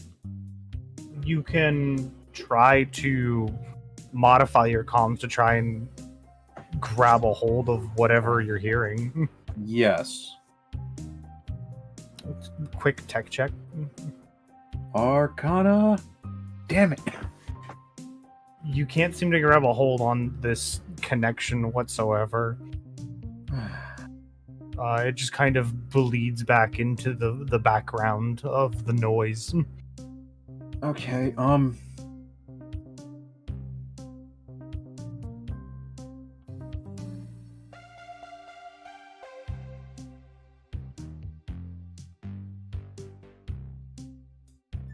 Xander, who is equipped with his weathered gear, is going to exit the Bawu and is going to carefully go into where Lana was. There is like a hook and like rope set up right with the hole, so you can go down if you would like. Okay. But looking down the hole, that light that you saw, it almost looks like you're staring down like an LED. Uh-huh. It's very bright down there. Okay.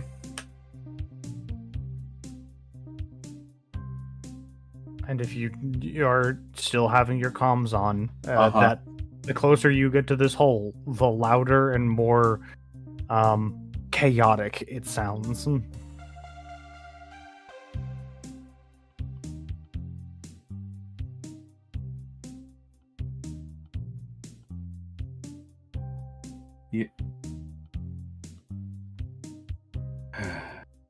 You know what?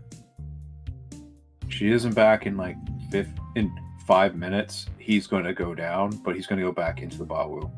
Mm-hmm. Heading back into the Bawu, are you going to do anything during those 5 minutes? He's just going to like start observing the snow to see if it's got any like weak points structurally. Elaborate. I'm trying to see if there is like a how the snow fell, like how like where is the most compact place and where is the least compact? It seems the most compact would be roughly around in this area. 1 second. Could you do that again? Okay. As it seems to have caught on a lot of the buildings that were there and just kind of fallen and molded into it. Okay.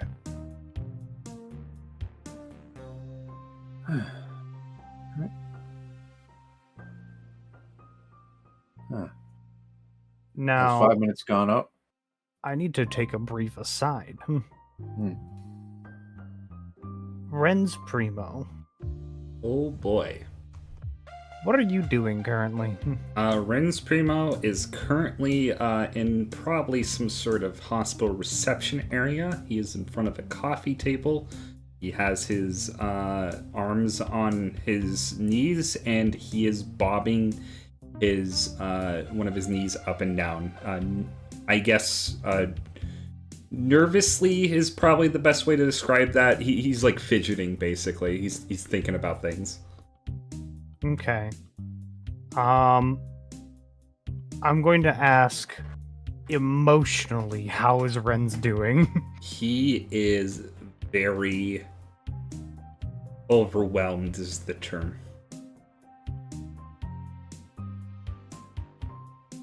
Okay.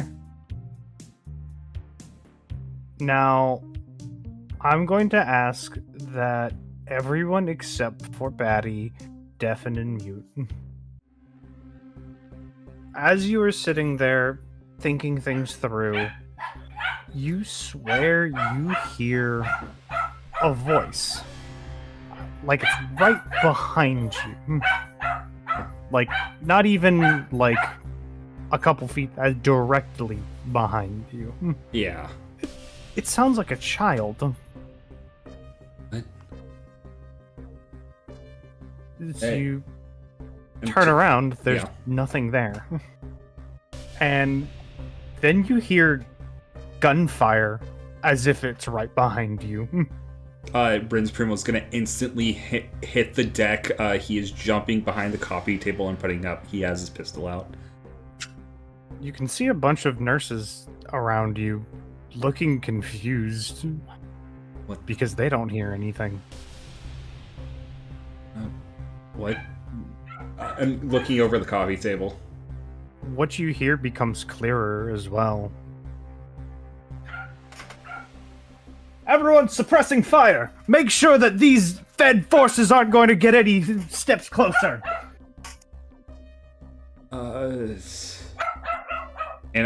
the hospital's fine. Nobody's freaking out, right? No one's freaking out. Everything's calm, but I hear gunfire. You hear bombardments.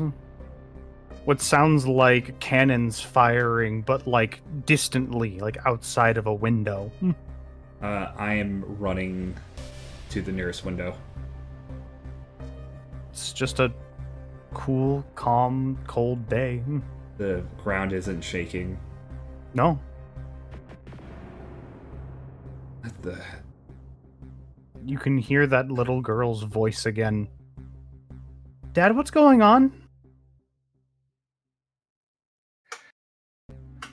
Get back to the shuttle. Everything's going to be fine. Commander, I hope you realize everything's not fine. My daughter's here. Make sure she gets to the escape pods. Federation's got something new.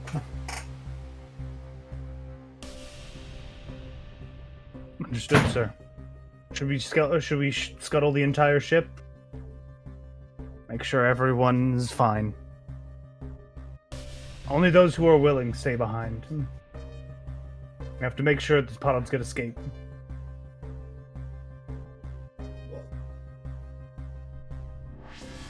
Bryn's Primo is like frantically reaching into his jacket. He's gonna look at his pills. You still have your pills. Oh god damn it. What the hell's going on? I'm just quickly peeking just to make sure, like, a double check nobody is freaking out right now. Everyone's fine. No, most people look concerned as they're watching you, unaware of what's happening to you or what is going on. God. The gunfire continues, and eventually, though, it starts petering out. And then there's a massive explosion that you hear, followed by several blood-curdling screams. Get out of my head! As soon as you say that, it all goes quiet. You just hear the sniffled and stifled crying of a small child. Oh, God. And then it all goes away. to God. This is that new type shit. Rince Primo's gonna stand up, he's gonna collect himself. Walk out. No worries. I just had an episode. I forgot to take my medication today. Would you believe it? Just to the nurses that were looking at him earlier.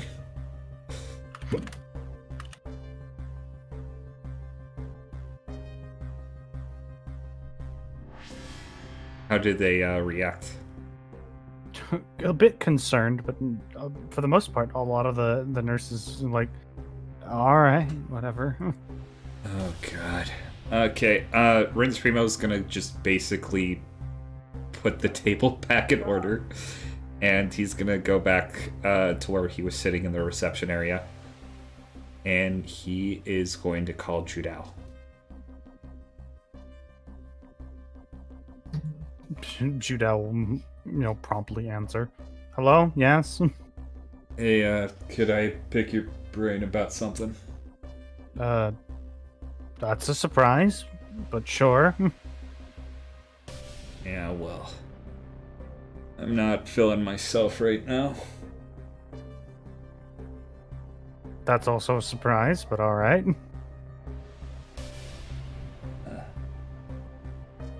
So...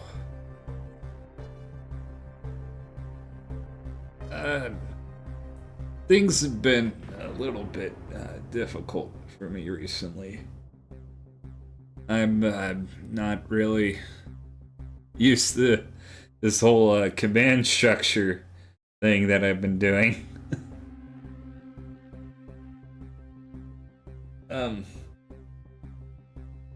I might have made a mistake. Go on. So, as a result of today's mission, and me, I wanted to make a proposal to Jun Aramaki. That avalanche, as you know, nearly wiped our entire squad out, and all the civilians, and I was a bit shaken up over it, so I made Aramaki a proposal, and basically I informed him that he is not in control of his new type abilities, and that he was in direct response. He was responsible for the avalanche. And he took that as him being responsible for killing his brother. Now, I know that he thinks either the gun take or whatever was inside it is his brother, so I'm like, I don't know how he's gonna... Oh god, I'm hallucinating. It's getting bad right now. You need me over there, or? I mean, if you're not busy or anything. Mostly just been sitting here. Yeah, I'll be over there in a couple minutes. Okay, thanks.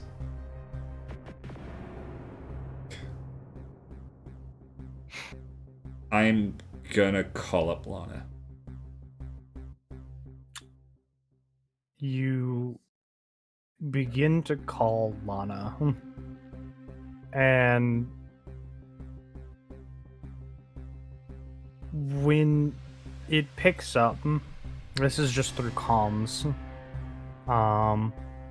you hear that same static that Xander has been hearing, but more prominently, you can hear that same crying you just heard. Rince Primo is throwing his communication device.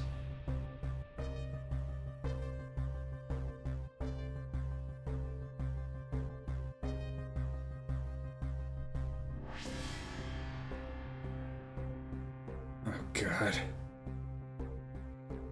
The hell is happening to me? He just kind of has his face in his hands right now. You hear a voice in your head once more. This time, very low, very obviously male. And you just hear, "Congratulations on your promotion, Miss Desrudan."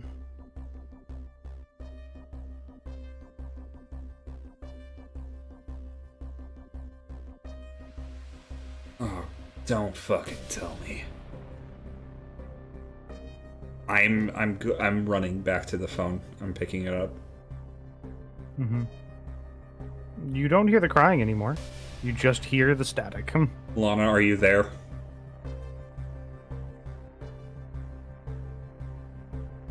You don't hear a response. Okay, I'm hanging up. Mm-hmm.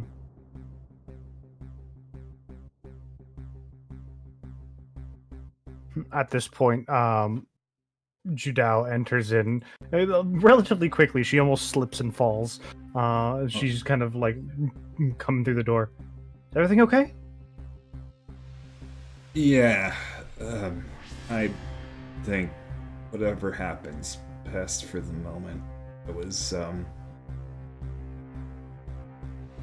don't know if it's weird new type stuff or I'm just going crazy. I was worried about June and I started hearing voices and gunshots. I've, imagined the gunshots when they weren't there before, but it felt like I was reliving somebody else's memories. It didn't feel like God. You may need to ease off the coffee for a bit then. Yeah, I think I spilled most of it when I flipped the table. That takes care of that problem. Probably for the best. Oh no, just how the mission went down in Naramaki. I just feel like I'm doing everything wrong. If Lana can bring back that wheelchair that you saw in the cockpit, maybe that'll be enough to ease the kid's mind, but I'm not for sure.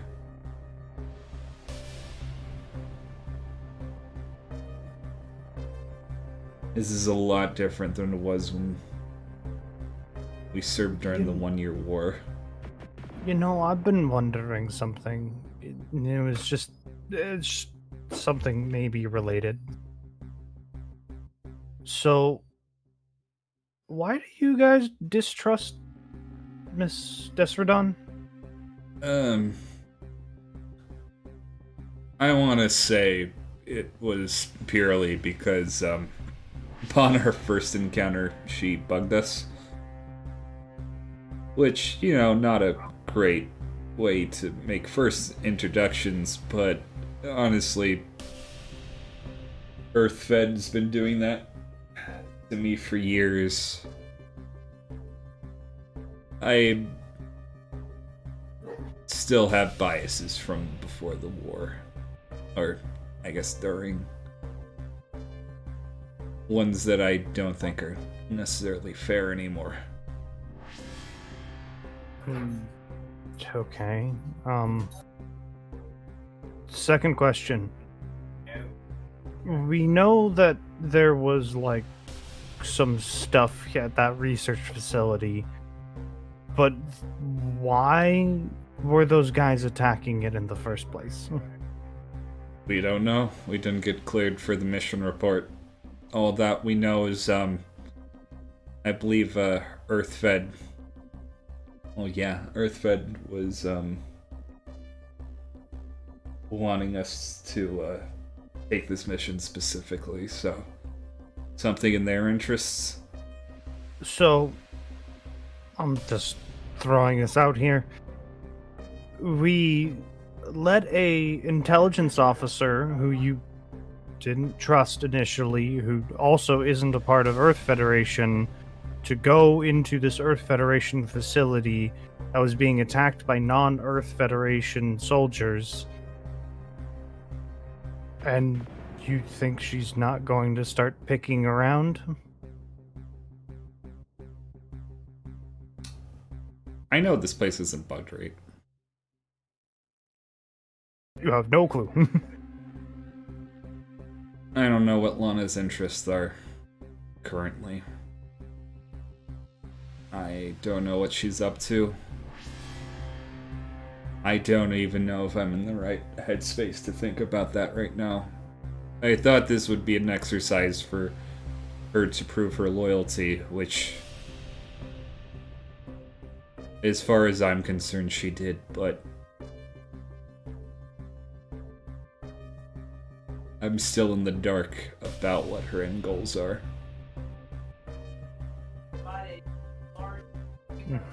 When you put it like that, it's rather suspicious, isn't it? A little? Well, anyways. I need to go talk with the kid. Aina? You gonna be okay? Or, Aramaki. Sure. That's probably for the best. He's not gonna be in a good state. Yeah, I'm good. You'll be alright? Yeah, don't worry about me. I want to take a quick rest. No, I'm gonna wait on comms for Xander, Lana to respond. I still got work to do. They're still shoveling snow? Hopefully, yeah.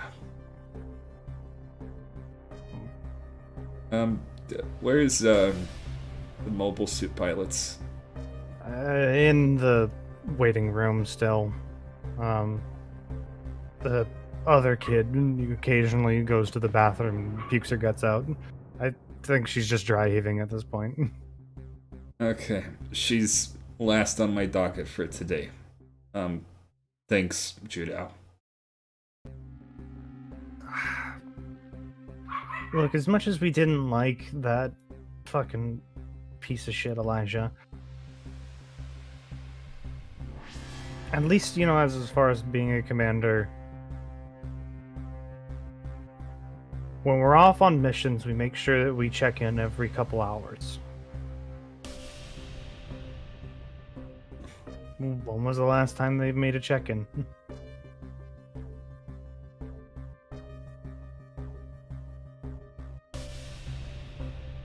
I don't know if we're necessarily part of EarthFed anymore, so I'm not for sure how much that applies. If you're concerned about them, it's a reasonable concern. I'll talk to him. Don't worry. I just gotta get myself together. You talk to the kid. I've done enough damage in that area for today. You're trying your best, and that's all that. Oh, God, I can't believe I'm being this sappy today. You're trying, okay? Ugh.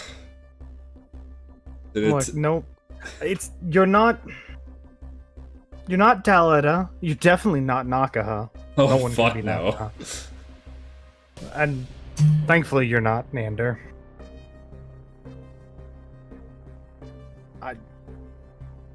People above you are always going to give you shit. That they always gave us shit.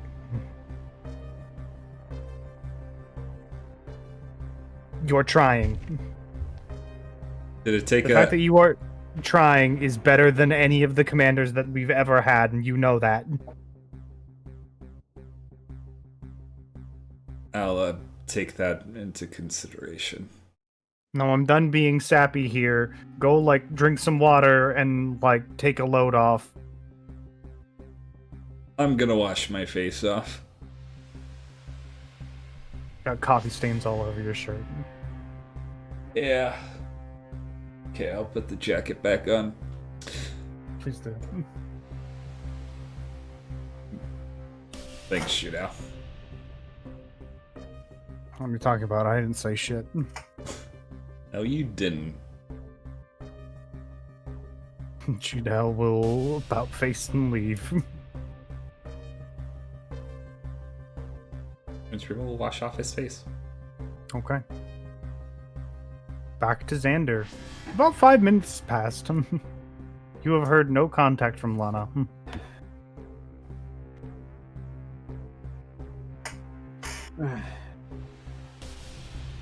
I need to make a wisdom save. You did, however, briefly see that Ren's connected to comms, but then just as quickly disconnected. That was weird. I'm gonna try and contact Ren's, because I thought he was specifically going for Lana. Well, it has to connect to the channel anyways, so... Yeah. You would hear him pick up as, faucet water is running. Oh, I Primo. catch you at a bad time. Nah, I'll be good. Any communication with Lana? She, salvaged something from the gun tank. Oh, that's good to hear. Yes, did not have a moment to ask. She's scouting out the area currently. What do you mean scouting?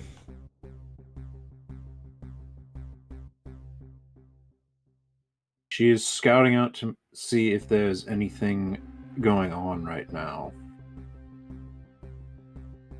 Okay. I thought the That's area big was as fuck. clear. Ren's, it's gonna... Just gonna say it. Just gonna have to trust Lana right now. Right now, I'm going extremely nervous because she went down a hole and, with some rope. Oh, by the way, are you bugged right now? No, Lana took care of all, at least the Earth Federation bugs. Where you are currently? No bugs. Are you sure? Make a perception check. Oh god. I swear to God, Lana.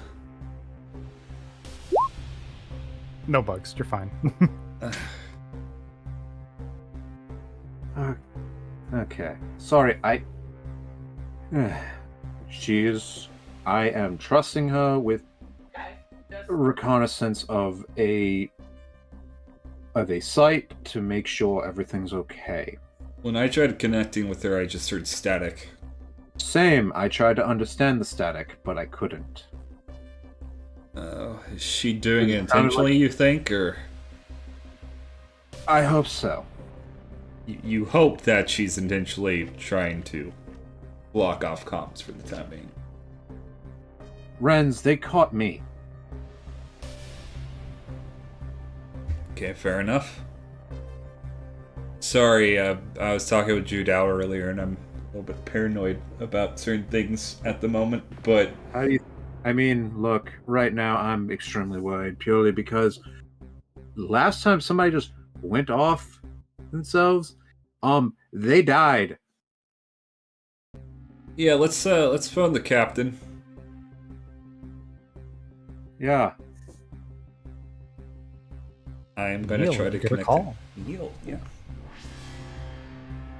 This is now a 3-way connection. Conference call. Beep. Tell me it's nothing bad again. Little bit concerning. Look, why did you bunch of... Okay, calm down. Okay, what happened this time? Lana related. Xander, can you give... Lana's currently scouting out an area in the snow. I purely am just observing, purely to make sure that she's okay.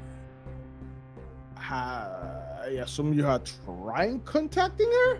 Yes, I believe she has set up some interference due to the fact of, let's see, they fucking caught me, so I guess they're doing interference so nobody catches her. I can't communicate Wait. with her either.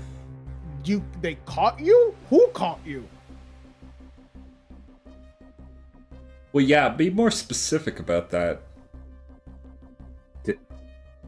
Out of character. We did talk about this, right? Only Neil would know about this one.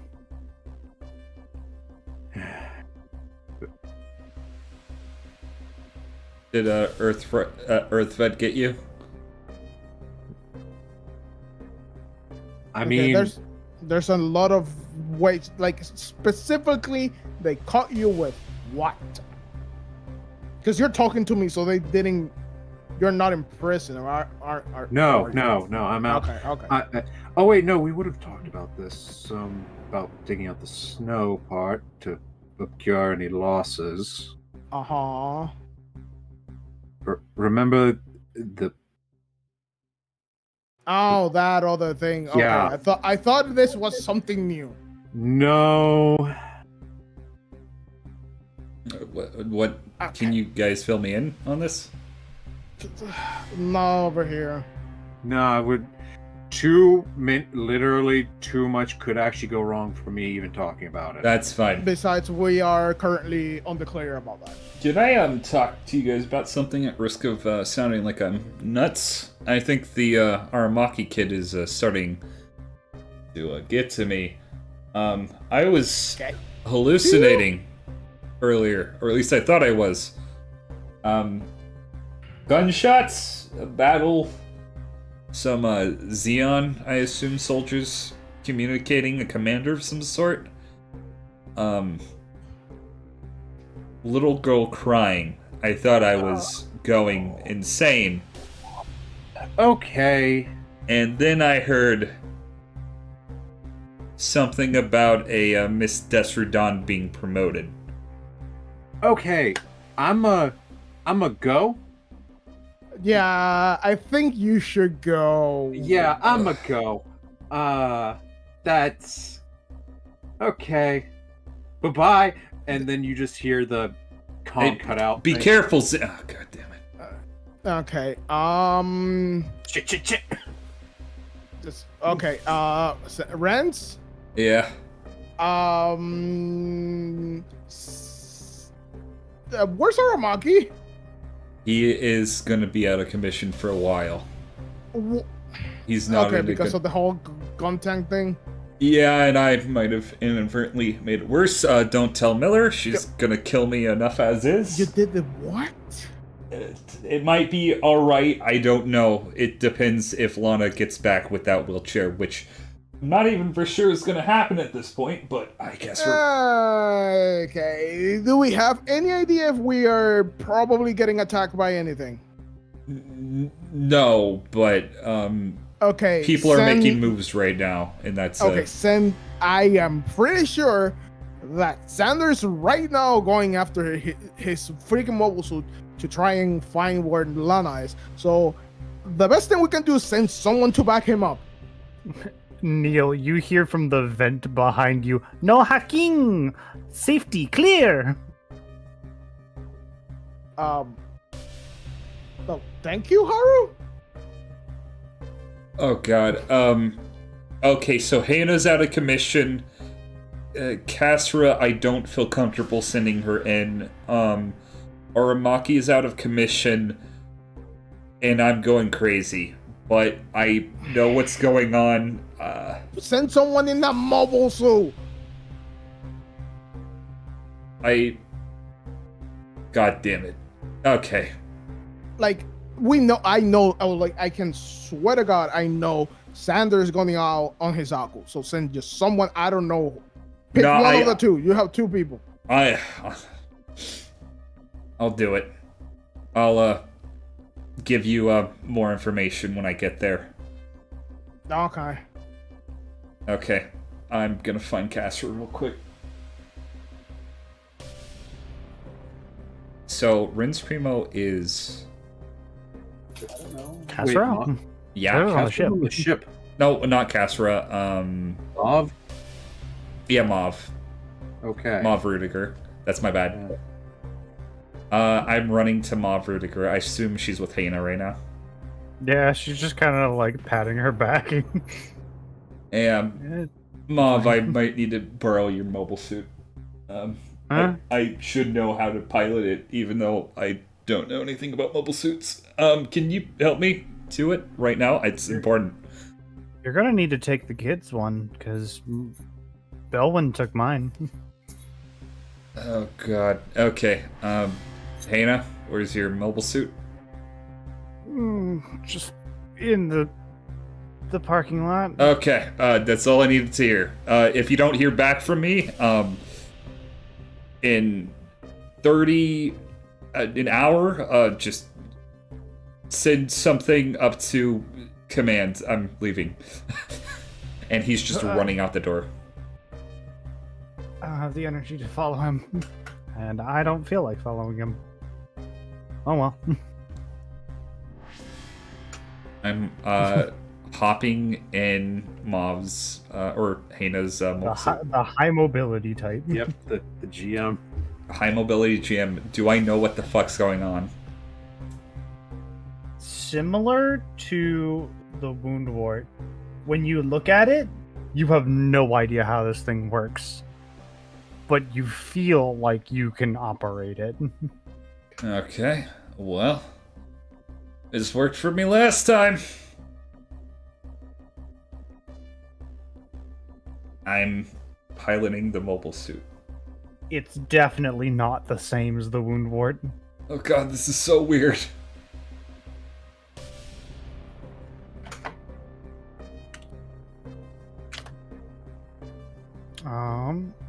You move back to Xander after he cut the connection. What is Xander doing? He's going shit, and is going to carefully go down the hole. With the whole mobile suit, or? No, he's out of the bawu, making sure to kind of like he would have the cloak on, right? Yeah. Okay. Yeah. Stay warm as possible. Yep. All right. He would do that. Okay.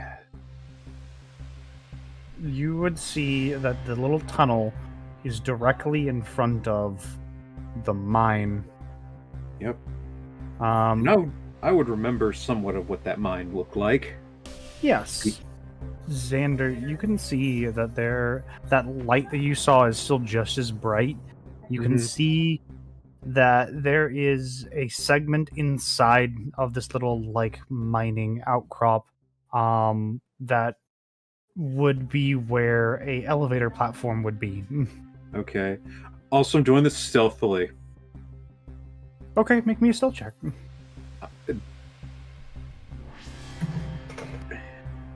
Say stealth. No, I'm trying to find the skill. Isn't that at the bottom? Oh, 20. With a nat 1 on the other side. Cool. Yeah. Yeah, don't. Xander is the skill monkey. And yeah, he's descending. You're going to call the elevator first. Isn't there like a rope? It only goes down to where the mine is. Oh, okay. Snow is high up. Okay.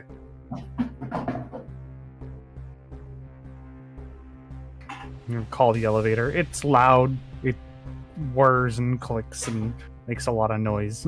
Does it look like it's been used recently? Yes. Okay. Looks like Lana took it down. Yep. Okay. And it takes a bit for the elevator to come up. Like a good minute or two. It's a really deep elevator. Okay. As soon as it comes up, I'm immediately getting on. Making sure I'm watching my around me. Getting on, you can just before you hit the buttons, you can kind of hear the roaring of engines very faintly off in the distance. Like from out the hole.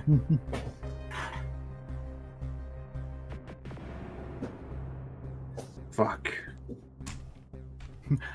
The audience would know this as Ren's Primo.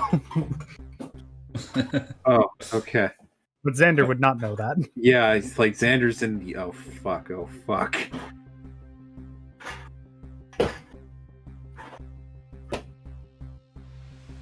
Is there still static? If you're checking the comms, I would say as soon as you like begin your descent, comms just break because of how like loud it is.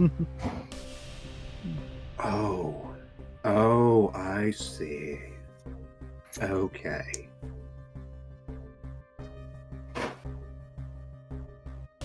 And that light gets brighter and brighter and brighter as you begin your descent. Glad I keep my eyes mostly closed. If this was a TV show, it would be Xander is being now at this point completely washed in shades of red.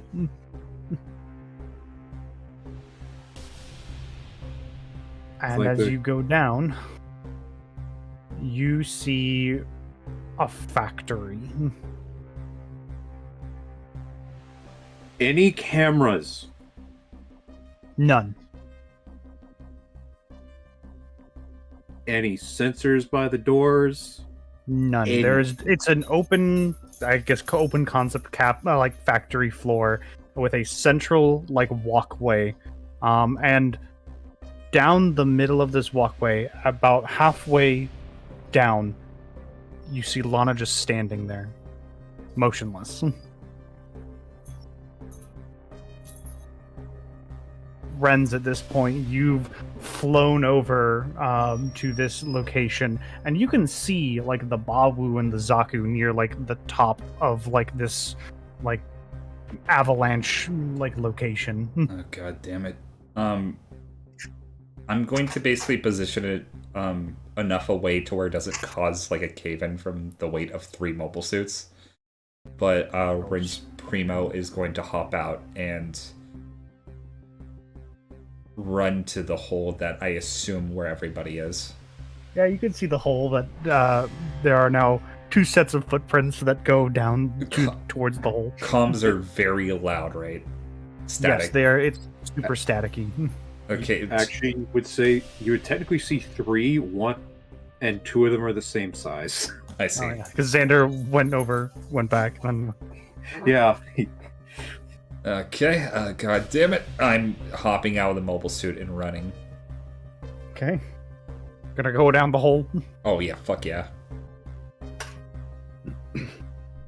Okay, back to Xander.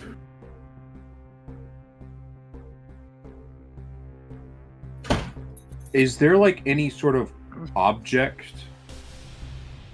anything Yeah, like- give me a quick perception check. The light is very bright. It's very hard to tell what's going on. And it's very loud in here? No, once your comms broke, it's actually kind of quiet. Okay. Like, you're really Sorry, so- I've brain malfunctioning. Not You're good. that one. Not that one. There. You can see, like, in several different stages of manufacturing, what looks to be like these panels that seem to be the source of this glow. Would I recognize these in any way? Absolutely not. Okay.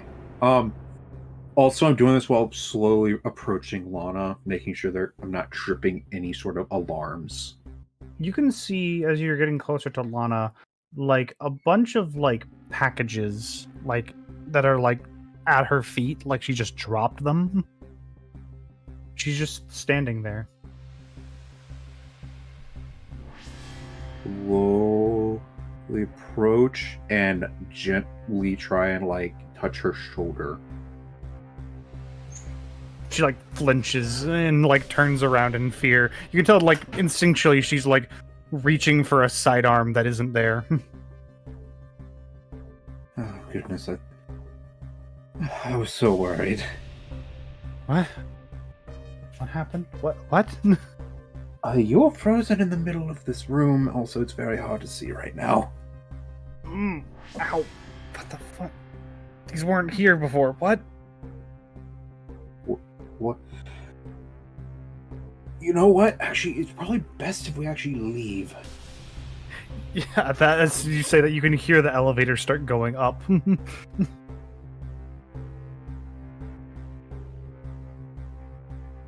Okay, well, we've got a few minutes. Get to cover. Okay. I do that. It's like, what are you doing? If you do not mind me asking. You can ask a little bit later. Okay. Sorry, I was just very worried. Glad to hear. He would have his sidearm out. Okay. Friends Primo, after getting the elevator, up, you eventually start going down. Do you have your comms active? Yeah. Is that the point that you begin your descent, that your comms get so loud that turning it off or just letting your comms break, it would be a better option? Yeah, okay. That's not gonna get better. Turning it off. I'm looking for anybody noticeable. You descend into a bright red hellscape. You see a manufacturing floor with a bunch of these bright red glowing panels all over the place. And what looks to be a couple boxes down this middle walkway. Okay. If you would like to give me a perception check to see if you can spot Xander and Lana. 18? You could probably see Lana, but you don't see anyone else. Lana's hiding behind a cupboard. Okay, Ren's Primo is going to approach. On the approach, I believe both Lana and Xander can tell that it is Ren's. Scared the shit out of us for a second. What the hell's happening right now? I don't know. It wasn't like this before. What do you mean it wasn't? You went down here, right? Yes, and it was fine. And then... I found her in a catatonic state. What are you talking about? It's only been 2 minutes. No, it's been more than that. You comms were down. You went in. You were like that, and God, something not what I'm used to tipped me off to. I don't know what happened. What? You were catatonic? She was catatonic? Is that what you're telling me right now? She was standing in the middle of the floor, unresponsive until I actually tried to awaken her. Wait, hold still. I'm, actually, Ren's Primo's gonna use something he hasn't really done. He's going to use his, medical training to try to get a feel for Lana's current state. Yeah. Physically she's fine. But you can note that, despite, again, medically, she is fine. She looks like she's been crying a lot. The bags of her eyes are really swollen and red, but obviously with all the red light, it's hard to tell. Xander, when I was having my hallucination, that must have coincided with when she wasn't being responsive. Whatever happened must have triggered something, and she did have some packages at her feet. Also, we should actually make sure we don't leave any trace behind. Don't worry, I have that covered. Is there anybody else down here? I couldn't tell, but then again, were you meeting with somebody? Why did you want to come down here? Because I had information that there was something here, and then none of the information said what it was. Well, there is something here, obviously. I'm gonna check, to see, because I would have, my hacking stuff on me. Yeah. I'm gonna see if there's what sort of like information and or what am I getting on like a... Sorry, I'm trying to explain this without being too sciencey. What am I getting like frequency wise? Like, am I getting any packages out of like information? You are getting nothing out. Oh, okay, so this is a dead zone. More particularly, what you specifically, Xander, would recognize, is that this is high density Minovsky particles. Yeah, my shit wouldn't even work. Yeah. Well, okay. Yeah, damn it, I can't even get it.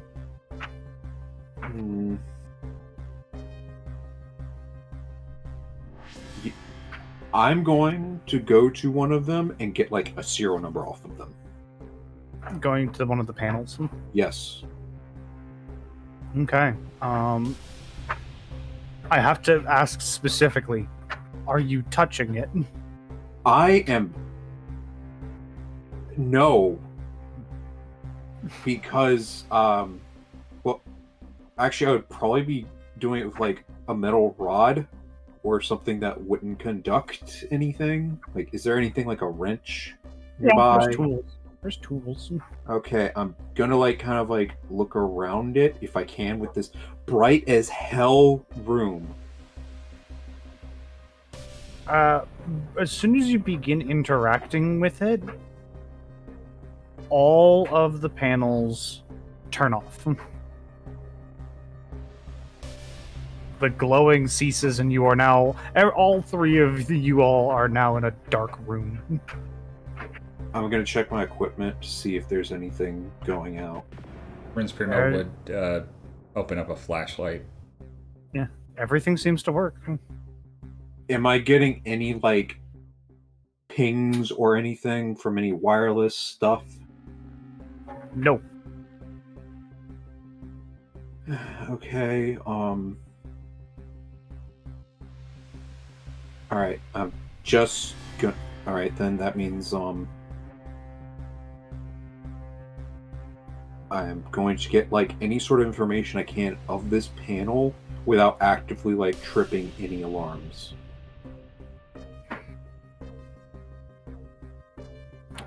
I don't know how to explain it other than I'm trying to get, like, a physical, like... I would need a hacking check for that. Not even, like, I'm not even doing any interface. I'm trying to get as much information off the physical part of it. Oh, trying to figure out physically what this is? Okay. I would need an investigation check with an extremely high DC. Okay. Would Lana be willing to assist? She doesn't know shit about this shit. Okay.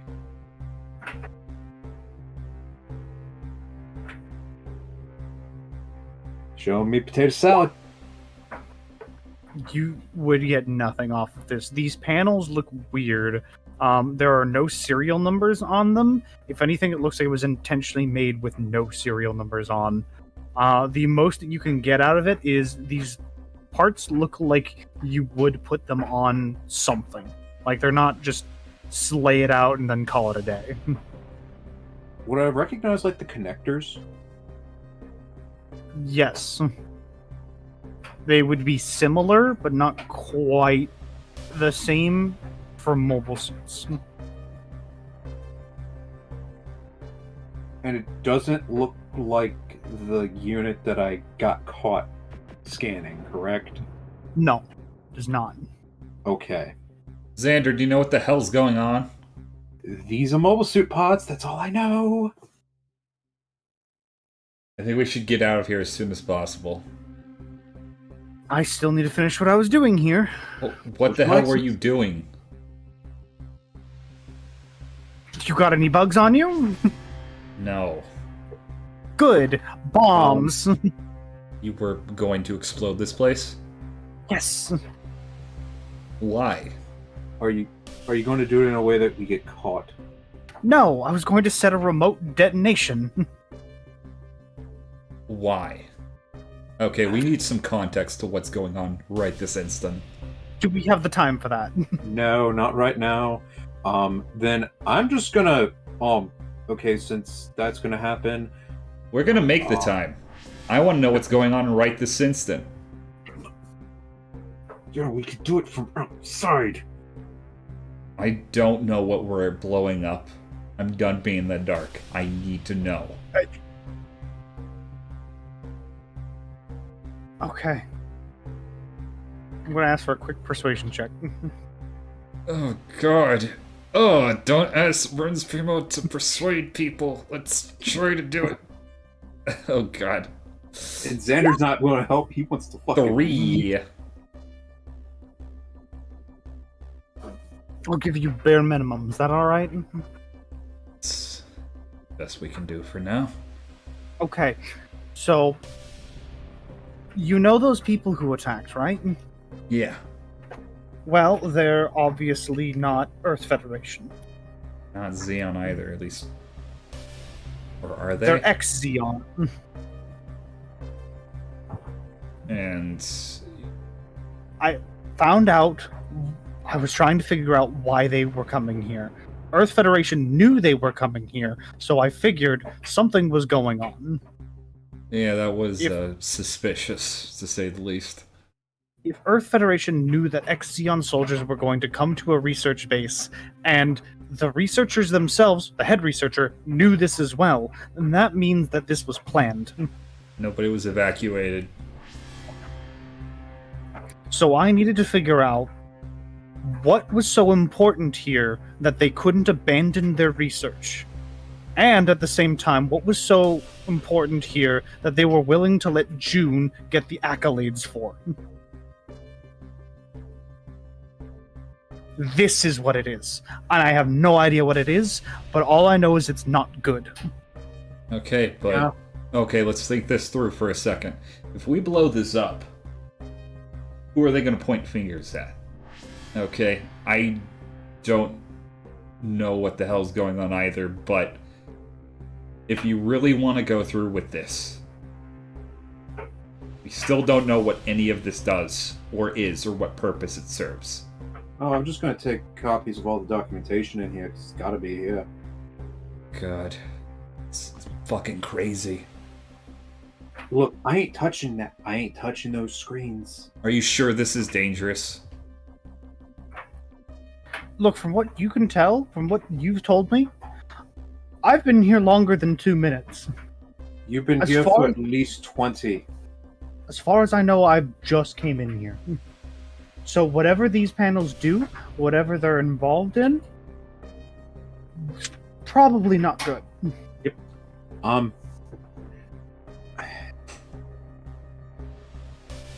You know what? Okay, Lana, I got a question. Should I just try and get a full scan of this, and then we blow it up? I've checked communications between our Earth Federation and Mr. Neal. They know already about your mobile suit situation. Are you sure you want to risk them finding out about this?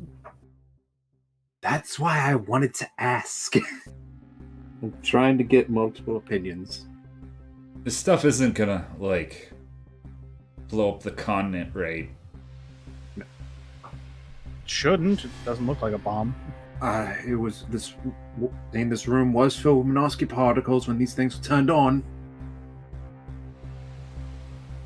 That's why none of my stuff worked.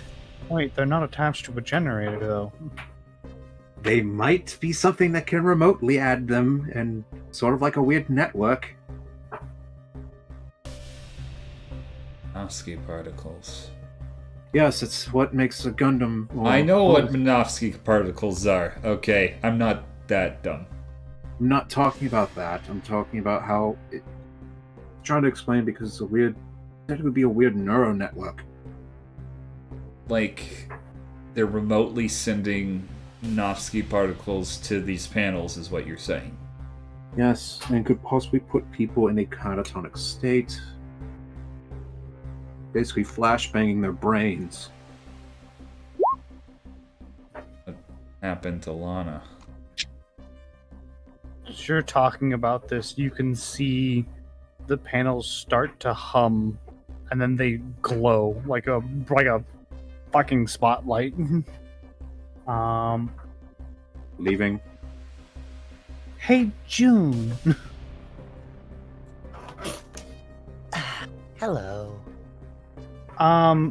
You're sitting there in your hospital bed. What are you doing right now? Anything in particular? He's been laying on that bed staring out the window. As you're sitting there, Really having a hard time. you can hear childlike laughter. Like, as if it's, like, right behind you. It's familiar laughter.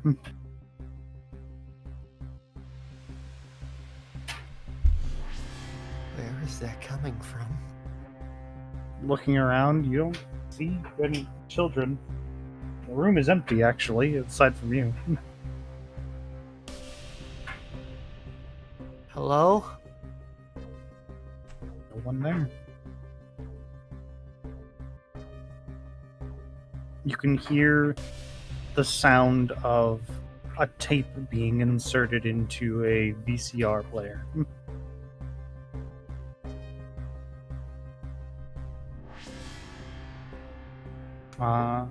And you can hear a maniacal, very familiar laugh playing over what clearly is a small screen. How's that laugh? Soon, the Earth will belong to me. Not on my watch, Elcor. Not on my watch. For everyone who is in the manufacturing, like the factory, you can all hear this. As in, you can even hear June's reactions to this. God damn it, it's Aramaki! Oh no. Okay, this is all clicked. We're leaving now. Now. Lana, you want to blow this place up. Yes. I'm sorry, I think we're gonna have to go with Destry down on this one, Xander. I was with her on it. Okay, well then here's what I'm going to need you to do. She goes over to the packages and just shoves one box in, like, both of your hands. Put them at different ends of this bay. Crazy. Okay. We're not going to destroy everything. We're just going to collapse this cave. Xander, you ever handle explosives before? Yes. Okay, that's all I needed to hear. I'm not going to ask how you know that. Work with mobile suits.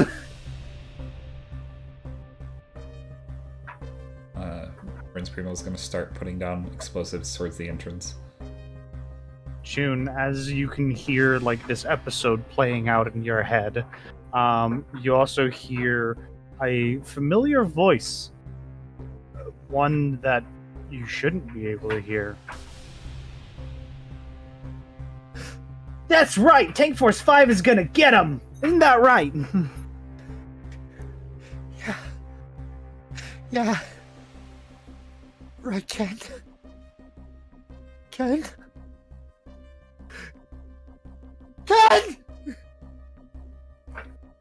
Alright, the explosions are set. Let's get the fuck out of here. Mm-hmm. Whatever this shit is, it has some connection to New Type. Yep. Alright. Don't act so calm about this. I'm not. I wasn't talking to you. Look, this is how I deal with stress. Okay, just... Is everybody on the lift? Yes. Okay, we're going up.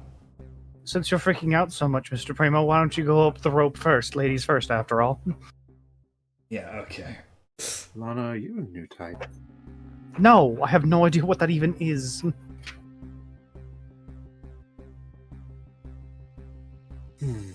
Okay. I barely know either, but as everything about that deals with that. Hey, everybody, hurry! Yep. It's set on a trigger. Calm down. I am very antsy due to recent events. So I will be stressed out, and everybody's gonna have to deal with it. June, the voice continues, completely seemingly not responding to your voice. There's a museum going on soon. Should we go? I heard there's going to be an exhibit. No, don't go! Don't go! Sounds like it's going to be a lot of fun. Don't go. I can't get...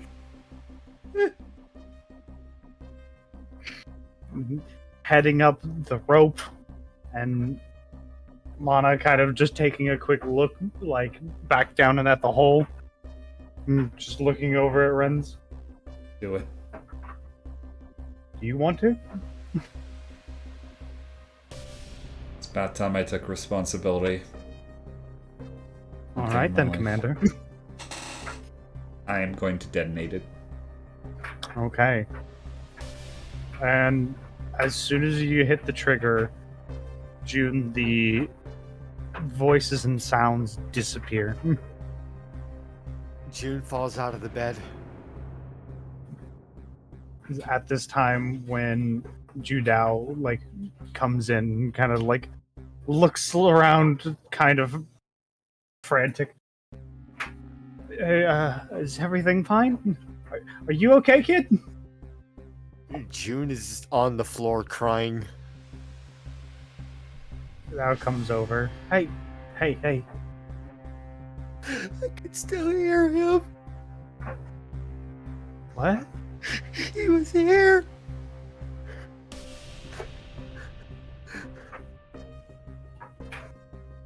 Oh boy. Hey.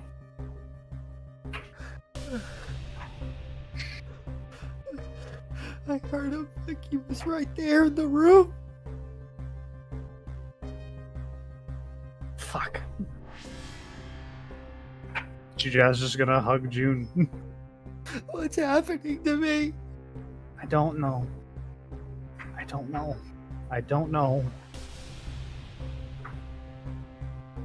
What did they do to me? What did they do to both of us?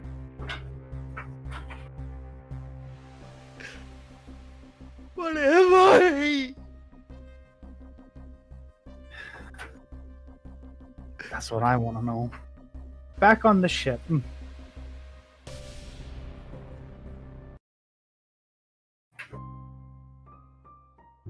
Everything is, after those communications, relatively quiet.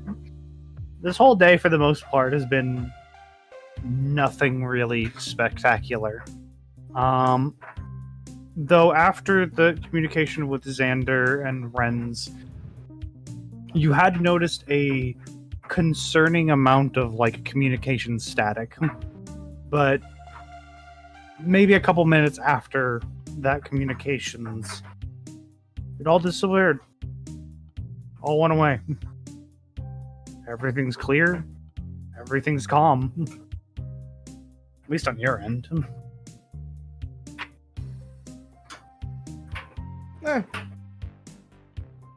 Just Neil's still a bit worried about everything, but he's giving time to see whatever happens. Is that this Primo point? ring. Yes. Oh, Primo is ringing. Okay. Captain? Yep. What's up? Looks like false alarm. Everything's clear for now. We got everybody back safe. It was a little bit of a incident that occurred. I'll brief you more when we get back up on the ship. All right. Is there anything left to do? There was a weird rock slide. Yeah, looks like the mountain was still a little bit angry from what happened earlier, but we're all right. Okay.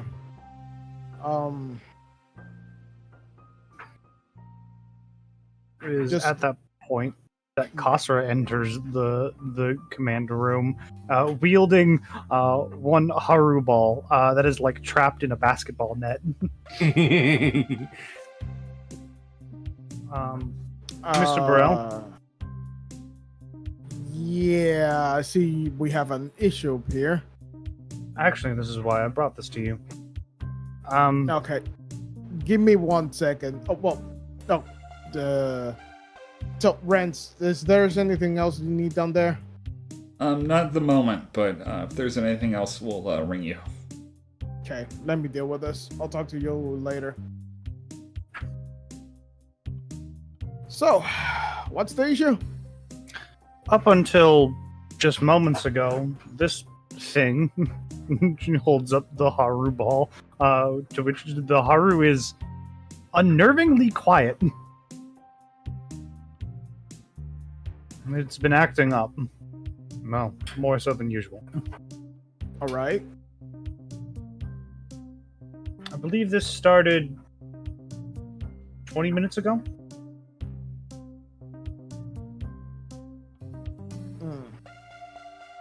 What was it doing? It was doing everything it could, while also shouting the words "explosion" over and over again, repeatedly. What?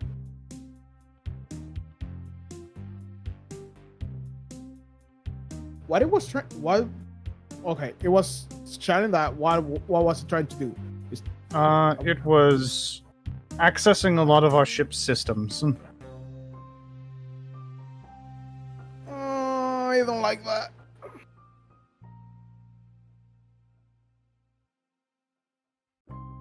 And then it just shut off? It's clearly still active, but is Mr. Xander capable of explaining? Perhaps this is something it does regularly. We'll have to find that out.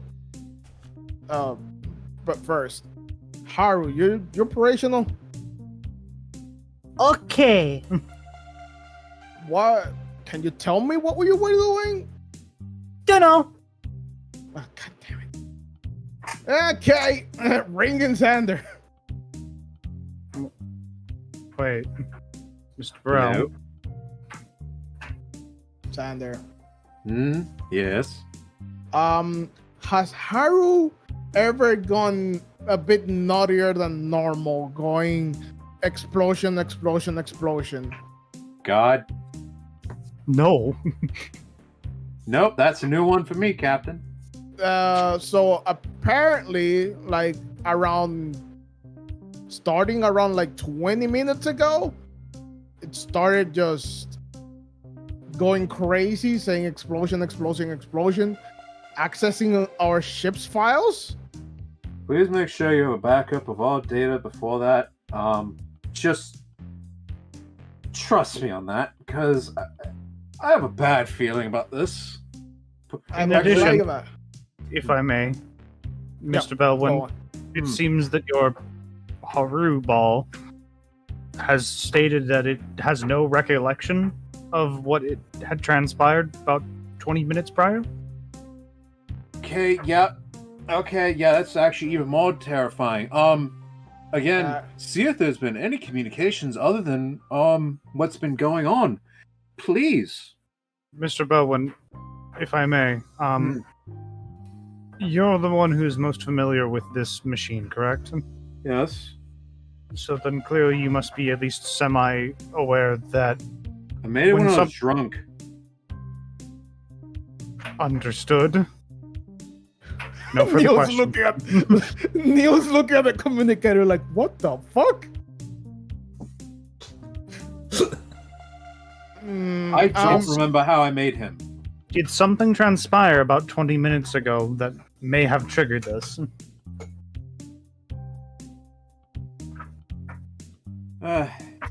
Just a weird rock slide. A weird. Make a deception check. Neil squinting. Neil squinting so hard. 10. Do I roll for that? You most certainly can roll an insight. Oh my 10. god. We're on meets and beats, but also 16. I'll tell you more about it on the ship. Mhm. Sure. Just. Is there anything left to do down there? Digging up snow. You better get to it. Yep. All right. Then. Closing communications. Okay. Asra, I need a quick favor. Yes. What can I do for you, Captain?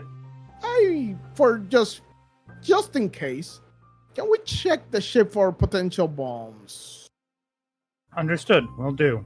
Though I should finish my report in stating that prior to this, the Harubal had been accessing multiple different passageways on the ship, as standard procedure that it does. I did note that it was conversing, strangely enough, with believed to be one Zarina Pronin. Okay. Perhaps she might have some insights as to what transpired before it became erratic. Maybe. That's one of the leads I have. It's on the ship. Yeah, that will be fine. Understood. Thank you for your work. Would you like to hold the Haru ball in his prison? Yes. Yes, I will keep him with me. Thank you. Okay, who was the name of our communication officer? I believe it'd be either Owen or Prax. I think it was Prax. Prax is, yes, your communications officer. Okay, Prax. Yes, what can I do for you, Captain? I need you to check all the logs of outgoing and incoming transmission to see if you find something odd. Shouldn't You be understood? Nah. If you need extra hands, just get someone, whatever. Just that's high priority right now. Okie dokie, can do. Prax Deadline is on the case. Let me know if you find anything. I'm gonna go talk to people. Okay, have a good one, Captain. Alright, now which button do I do to do this? Jesus Christ. Going to Miss Brown on the Yep. double. You enter into the R&D facility. She's just typing away at a computer. Not doing anything particularly. Ayo. Oh, hello there. Why do I have the urge to say General Kenobi? Never mind. We have an issue that you Understood. might know how to maybe figure out. What did Haru do now? Oh, exactly goodness, what I'm trying Haru. to sound like Mr. Bellwin. Yeah. Like around 20 minutes ago, Haru started to go a bit crazy, saying explosion, explosion, explosion, and going around accessing the ship's systems. That is odd. More than usual. Apparently, I have no confirmation. Something happened down there around also 20 minutes. I don't know if those things are connected. I'm searching the ship for it just in case. Sander told me to check if there's backups of everything, because I don't know why, but he said that. Mr. Belwin does have me do backups of everything, yes. Okay. But you are more in touch with the technological side. I don't know if you can check Haru, because Haru doesn't remember anything. He doesn't remember. At least that's what he says. I did have a talk with him, apparently before all this. Does that ring any bell with what you talk about? No, in fact, what we talked about was completely unrelated to that situation. We were conversing about potentially the development of some new mobile suits as opposed to already existing ones. And Okay, then that actually piques my interest. And then after a certain point, he just stopped talking and then left. Thought it was rude, but I Around figured 20 that might have minutes been ago. normal. Yes. Okay.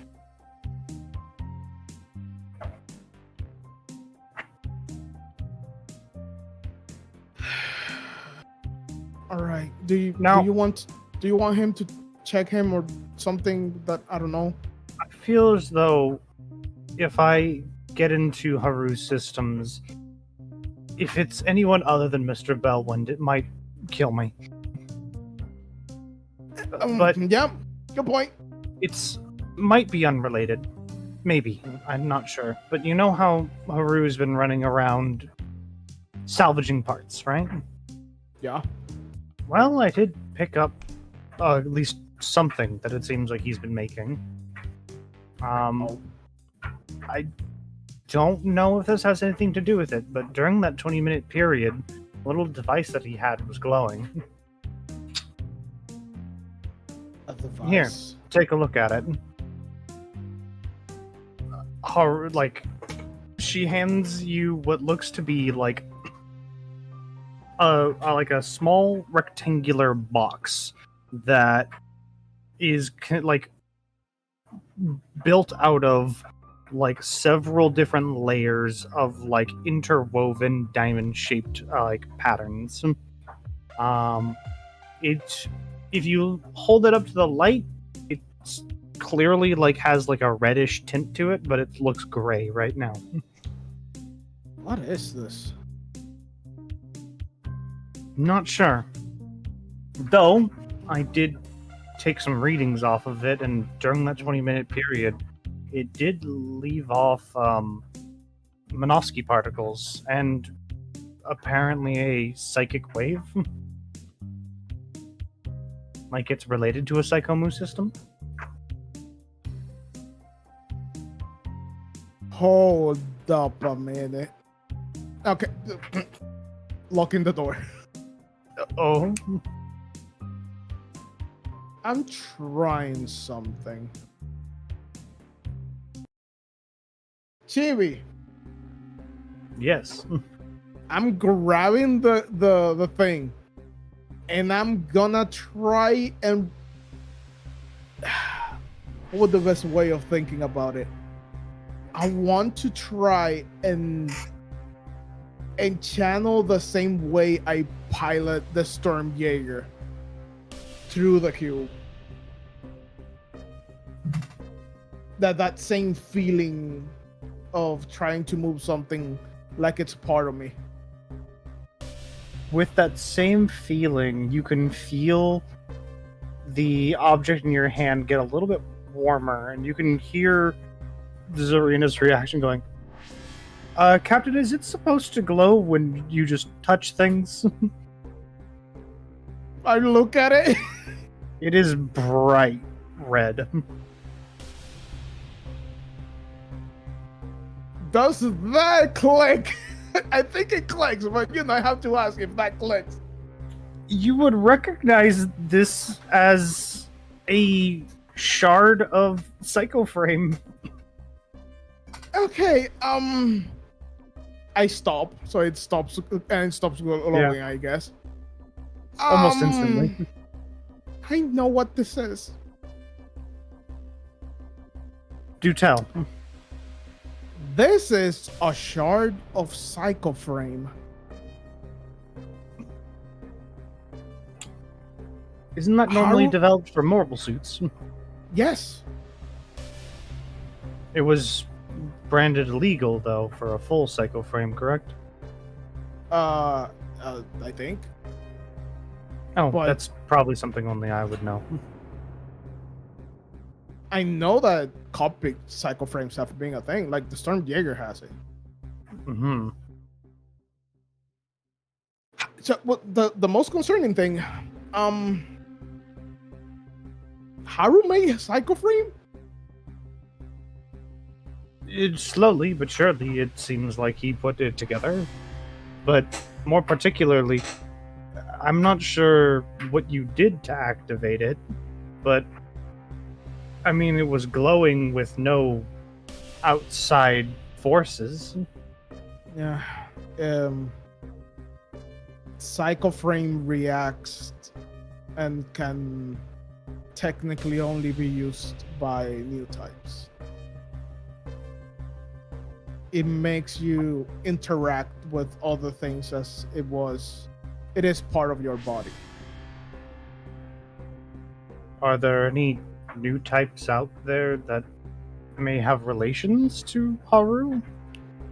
Yes. As you can imagine, I am a new type, apparently. Okay. That's why I can make this glow. I don't As far as I- suppose that you're best friends with Haru, though. Nope. But you can guess who also is a new type? No. Don't tell me. Mr. Primo? No, not that one. He actually laughs at that. I give her the Psychoframe shard back. No. Sander is also a new type. Mr. Bellwind? Yep. He hasn't expressed any qualities that would normally identify him as one. No. Neither technically I. This is a new thing for us.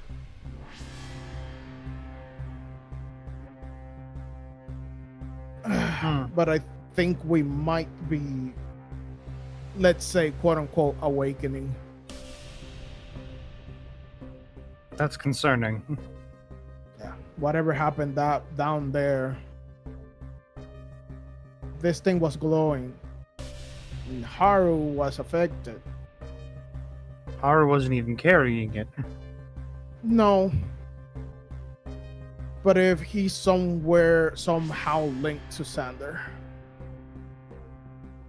I look at Haru, I pray to God, I hope you don't have a Psychoframe inside of you. No psycho. Check. Yeah, sure. But whatever happened down there 20 minutes ago affected him, and it's still affected that thing. And that was a strong ass energy to get up here. Why do I have the feeling that Mr. Bellwind poked something he shouldn't have again? I'm gonna be 100% honest. Probably wasn't Sander. Oh. Well, that's good, I guess. Nah, it was probably Ren's. Oh. I wouldn't be surprised, honestly. I still don't know what happened. They wouldn't tell me. We'll probably hear from them soon. Yeah, I guess. I have someone else to talk about. Also the information about new types.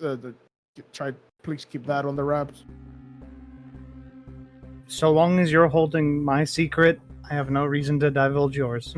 Oh no, that thing is locked into the depths of hell.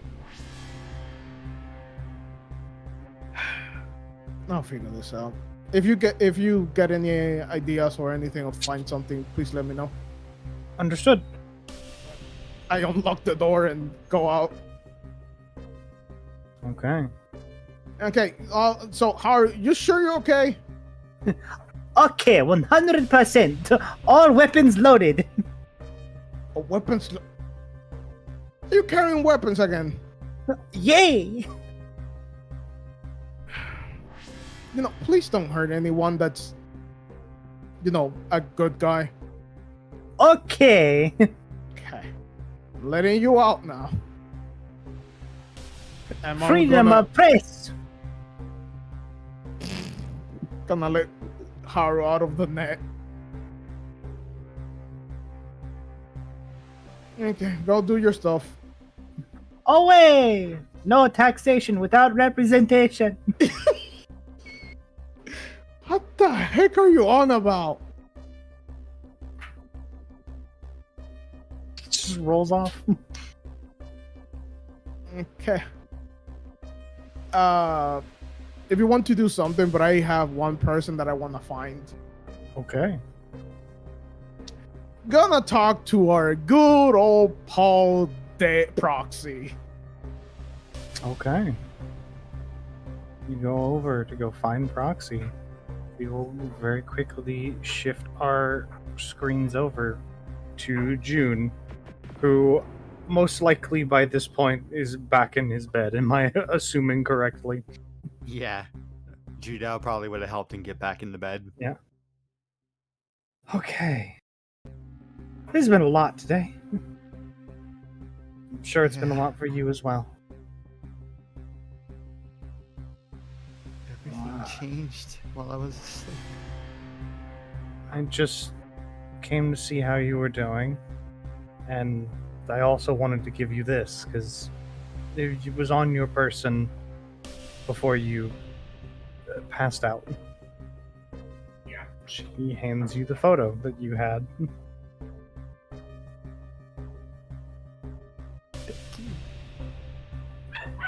Thank you. Look, I don't know everything you're going through, kid.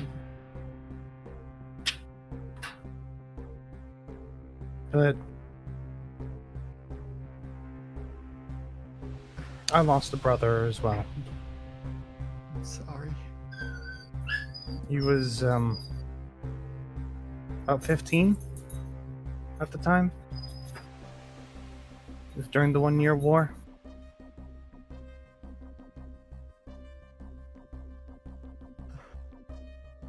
I don't want to get into the details, but there's probably a lot of people here on the crew who know what loss is like. Yeah. Yeah.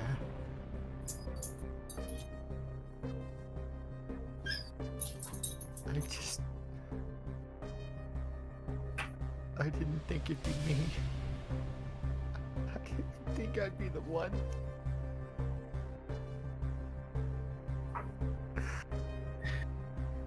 Renz could probably tell you that when I got the news, I tried deserting. I tried leaving Earthfed. I actually punched him in the face in order to try to get past him. At that time, he was stronger than me. I'm stronger now. But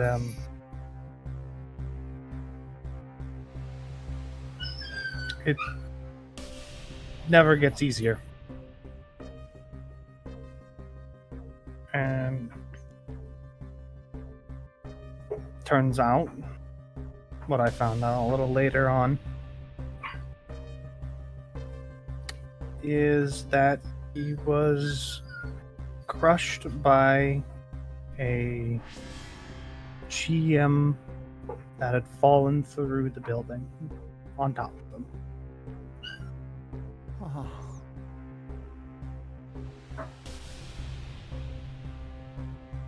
We don't get to choose when it happens. That's what Miss Desredon said. I guess you beat me to it then. Fuck. Oh. Oh, okay. No, it's... You don't need to hear the same thing over and over again. Yes.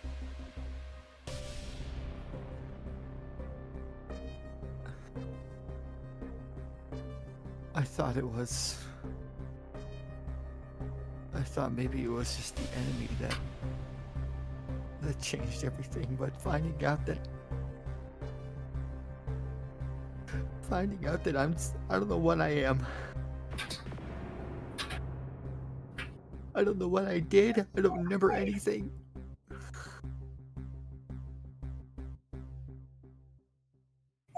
Well, at the very least,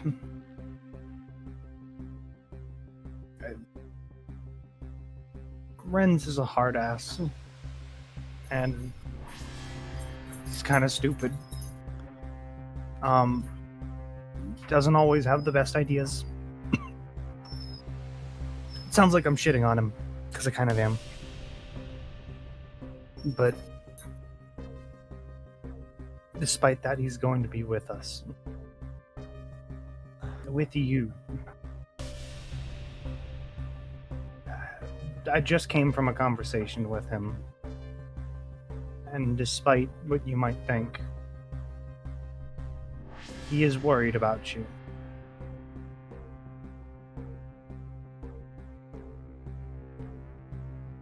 Probably worried I'm gonna kill more people. No. He's worried about you. He's also worried about everyone. He wants to make sure that he's doing the right thing. This is his first time being a commander. Same I don't... here. Oy. Okay. Ugh. That was my rank. Mobile Suit Commander. Leading is not easy, I can tell that. Never had to do it myself. Never wanted to.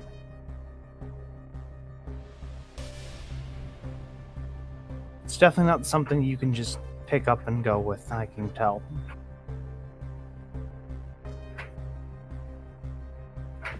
You know, Heina's been sitting in the break room all day, blowing chunks. Is she okay? She's just got the nerves. It's her first time seeing actual combat.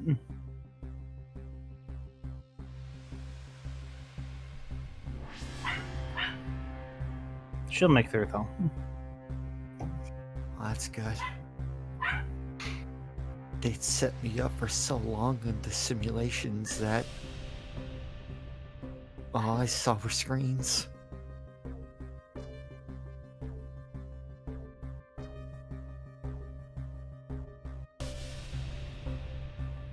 I can't say that you can just walk away from all of this and make your hands clean.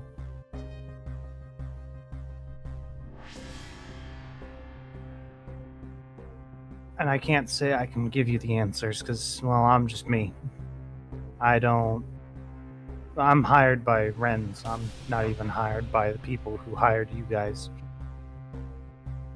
But what I can do, what I know I can do at least,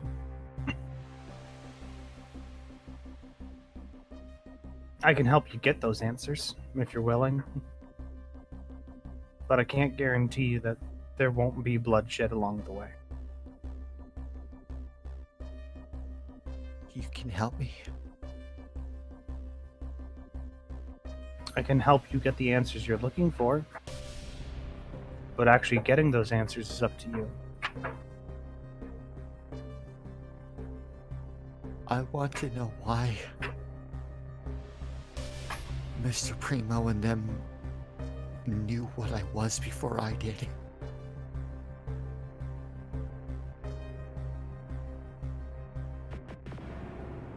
I thought all this time they were just weird. But it seems like they were looking at me like I was the one who was weird.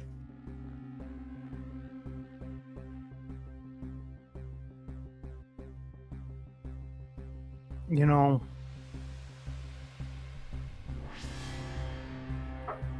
when I first saw you, when I first came in to the hangar, I'll be completely honest, kid, I did not like you. Not for any reason, I just didn't. Well, definitely for a reason. Guess I've held a grudge for all pilots. Because they're the same kind of people that, I guess, they're the same kind of people that killed my brother. Okay? And I know that's not fair.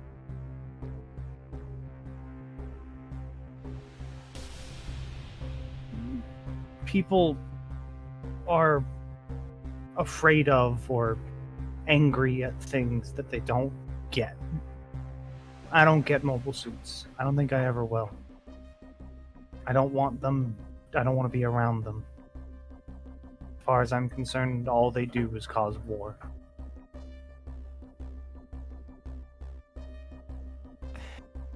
But you're not wrong. They're here.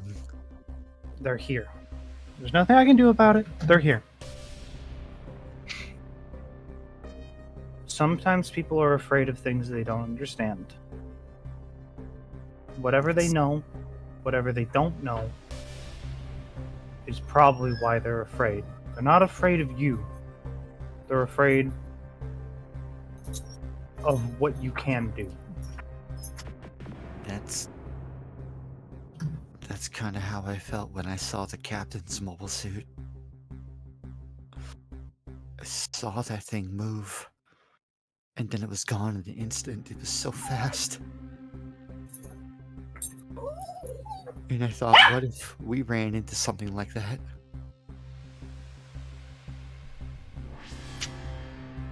Then we have a choice. We can run from it and be afraid of it forever, or we can try to understand it. What Ken want in this situation? I can't answer that for you.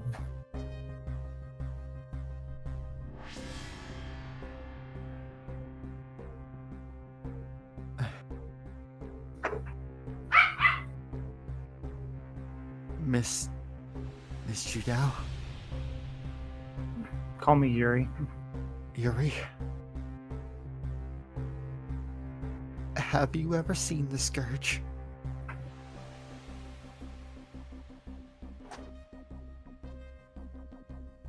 In what way? Outside of the mobile suits.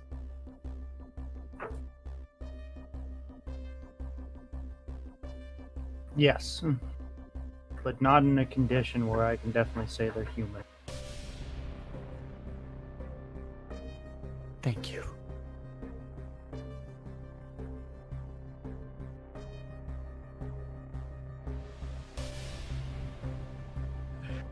With everything I don't know right now, there are some things I have to keep. I have to maintain that I do know. What do you know?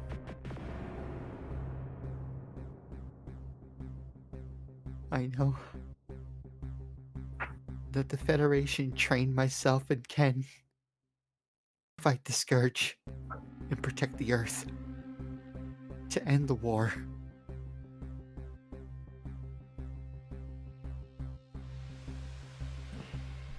Well,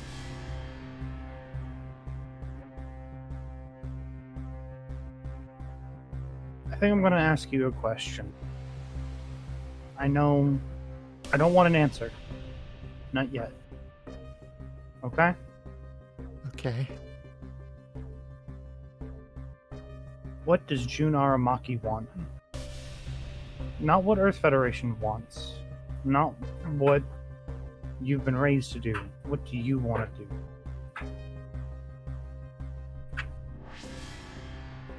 Whatever that is, once you're out of the hospital, tell me.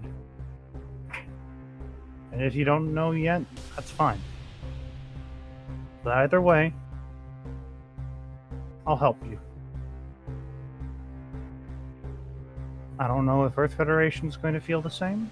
I don't know if Ren's is going to feel the same. Sometimes I feel like I can just say it openly. You know, he can go and fuck himself sometimes. But I'll help you.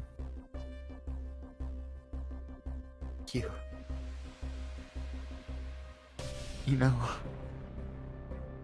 I never imagined, really, I guess, how people would be when I got out and actually met people. Yeah, people are kind of terrible, aren't they? Well, not everyone has been. Those are the rare ones. Most people are kind of awful. It's just nice to be seeing people not always wearing white lab coats. Aside from Mr. Bellwind. Yeah, he's got like a complex about that, I think. Oh well. Look at me. I can't even say I'm a good person. I've been talking to you this whole time about myself, and you can't even leave. It's nice to be able to actually talk to somebody.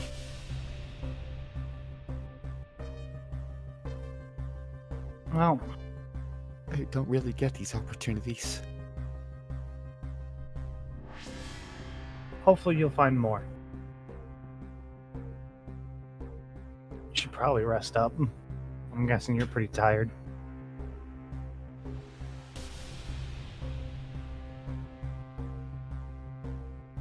I guess the sooner I rest, the sooner I'll get out of here. Probably. Who knows? Well, fuck that. Don't tell the others I said that.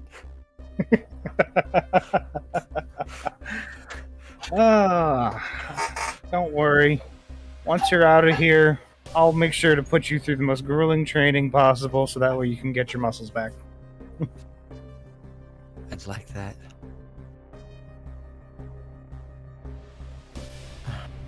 Deal then. Can you do me a favor? Sure, what's up? Can you help me get out of this damn bed? Where do you need to go? To talk with my squad. Yeah, I can arrange that. Someone needs to check on Krylung. Understood. I'll go grab you some crutches.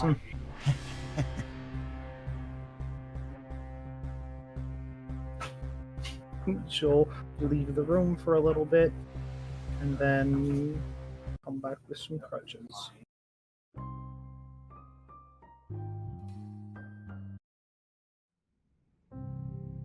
At this point,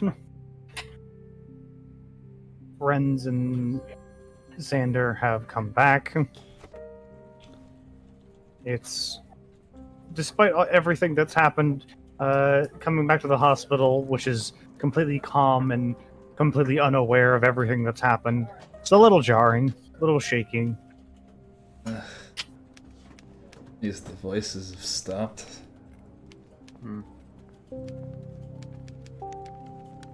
Yes. You say voices like that means something. Is that Lana saying that? Yeah. We'll get into it later. We just need to make sure that everything. I hate that I had to actually say what I said on the comms, but I. Were you Wait, were you able to hear Aramaki? No. Okay, Yeah. so it is a new type thing. But How do I illustrate this? Forgive me if I'm paraphrasing. would you like it direct? I'll take it however you want. Okay, don't worry, sweetie. Everything's good. I need to tell you, sir, everything most definitely is not good. Don't say As soon that, as my you say daughter's that, here. Friends, you immediately just have a knife at your throat, and Lana's like right up in your face. We're doing this outside, right? Yeah, probably. Yeah, okay. Sorry, the reason why I was like this, like, if we were like indoors or anything, Xander would have been like, shut the fuck up. You're in like But- the equivalent of a mobile suit parking garage. When Okay. Yeah, just, he's holding a hand up to Xander to not move or anything, doing hasting. Whatever was inside that facility was broadcasting your memories directly into my ears. And I didn't hear that part. No, that was a Ren's Primo exclusive, I'm sorry to say. I'm sorry.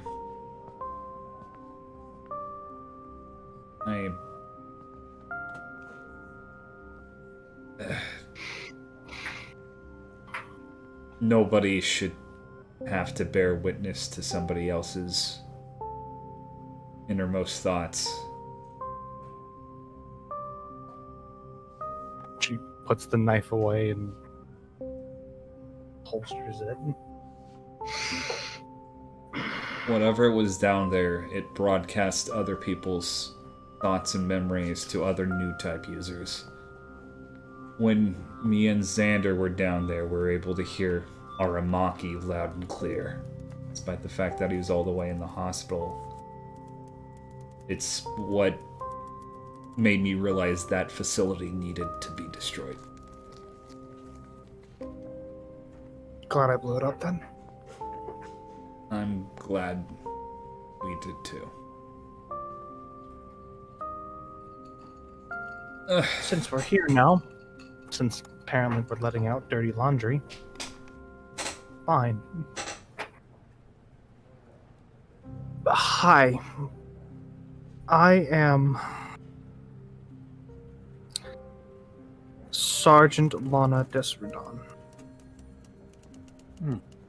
Nice to meet you. Former Admiral.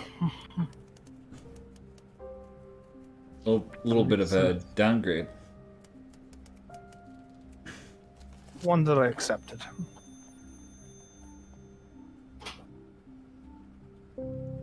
Ex-Xeon soldier, or I should say Neo-Xeon. Now, Xeonic freedom fighter.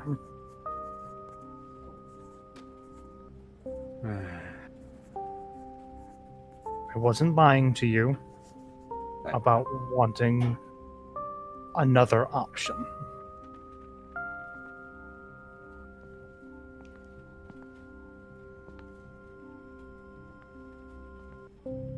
Well, Ren's is gonna hold out a hand. Ren's Primo, Earth native that was able to feel the best that he ever had in his entire life.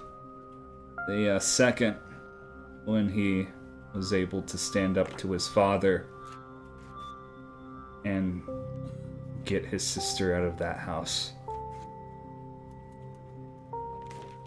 I've made a lot of dumb decisions since then, but I think that I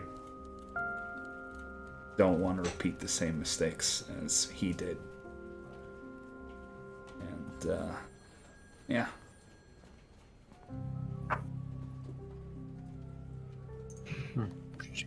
shakes your hand. Nice So we to both meet fuck you. ups in some way or another, right? Yeah. Xander, do you have anything deeply personal you want to admit to us?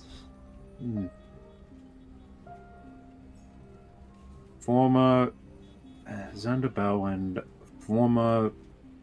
Honestly, I'm just gonna go with mobile suit and mortuarian, or what was it? Switch lever puller? weapons? Yes, something like that. Originally from the very start of Xeon.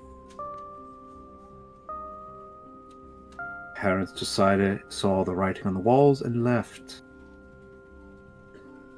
You two are probably one of the few that have ever told this. Well, I can understand you have knuckleheads like me aboard the ship. Why you probably wouldn't have want to It mention was something more like of. It was more of June. that. Yeah. Okay. It's not anything. It's not because of him, but because of our past dealings.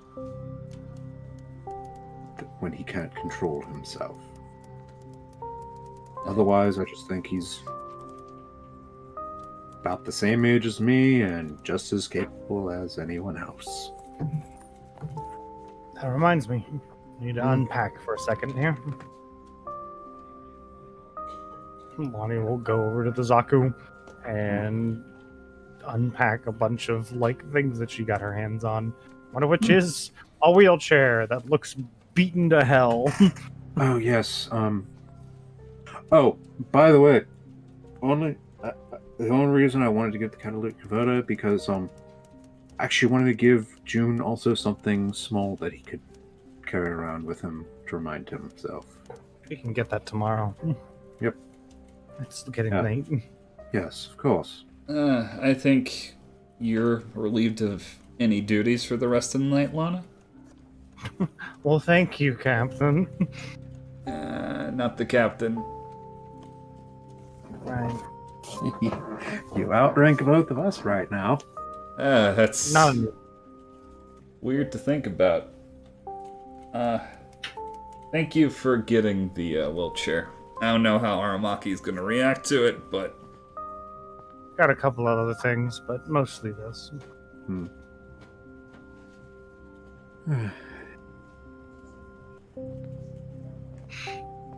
Shall we head inside now that we've expressed all of our dirty laundry? yeah, I think that's fine. Absolutely wonderful, darlings. Let's have a good time. One more thing, Lana. I do want to say one last thing. Yes, before I go drinking. Yes. Glad you're with us. Don't get all wishy-washy on me, Mr. Bellwind. What do you mean wishy-washy? We're all here to do a job, and let's hope we do it well. Guess I'm just a little sentimental. Anyway, yes. Enjoy. Mr. Primo, are you going to join me with drinking, or am I going to go alone? I'd like that actually. I'll have a bottle of scotch with my name on it. I'll click Judao and head over there as soon as I return this. And Sounds wonderful. Hey, 2 girls and 1 man. Ooh. Actually- oh god. Chibi, can I make a wisdom save? Sure.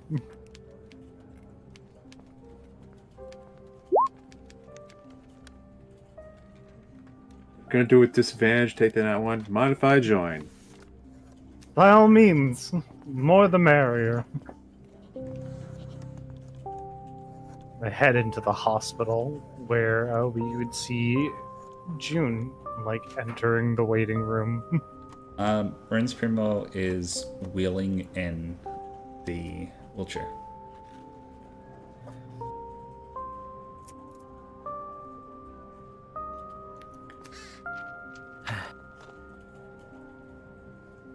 Miss Rudiger, Miss Krylon. Hey, Captain. Hello, Captain. How are you two holding up? I'm doing better than she is. I have no longer anything left to throw up.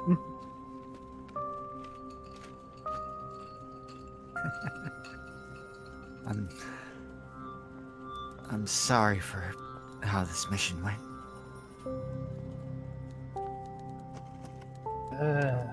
Don't be. It's because of you that we're alive, right? I don't know. I have no memory. Well, I do.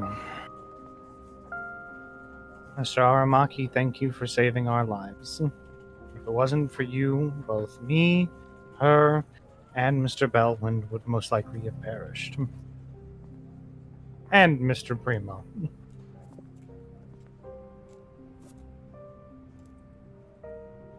Then I'm glad I saved who I did.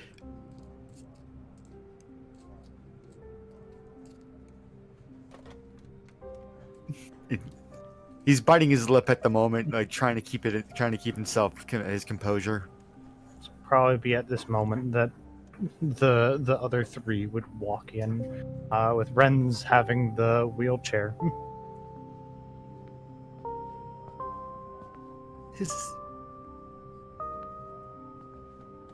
That's Kent's. Lana will chime in. Took a little bit, but we managed to recover that. Sorry it's in such a bad state.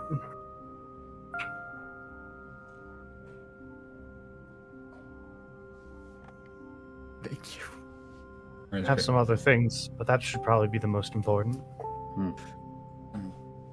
How you holding up? Getting there. Okay, well.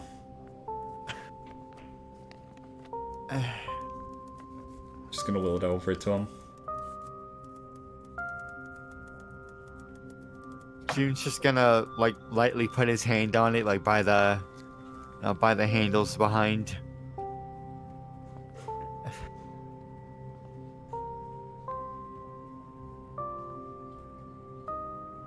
Jadal kind of like looks over. Do you want to sit in it? Oh, no, I couldn't. I'm used to being on the other end. Well, He lost the use of his legs trying to save me.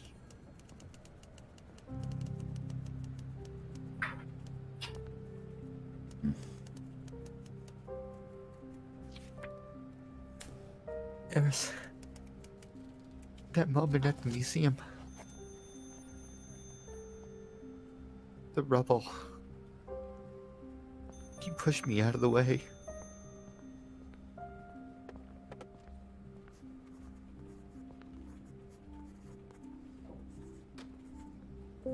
Jin,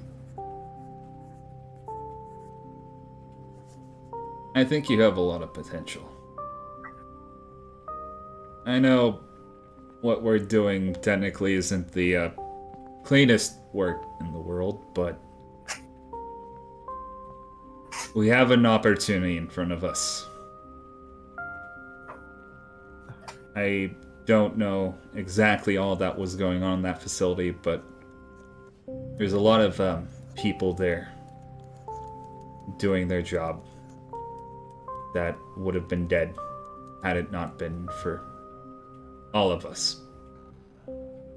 They weren't completely aware of everything, and I have a feeling we're going to encounter more people like that the more missions we go on.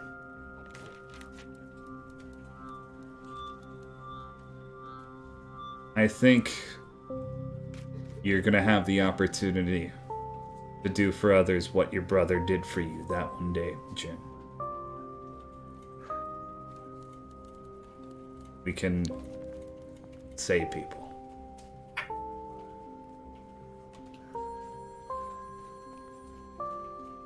I'd like that.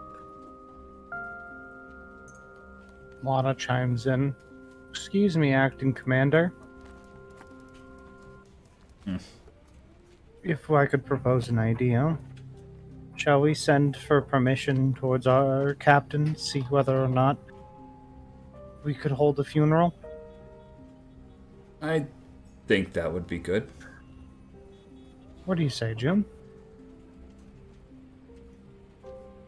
Please. Okay. Don't worry. Make the call. Will do.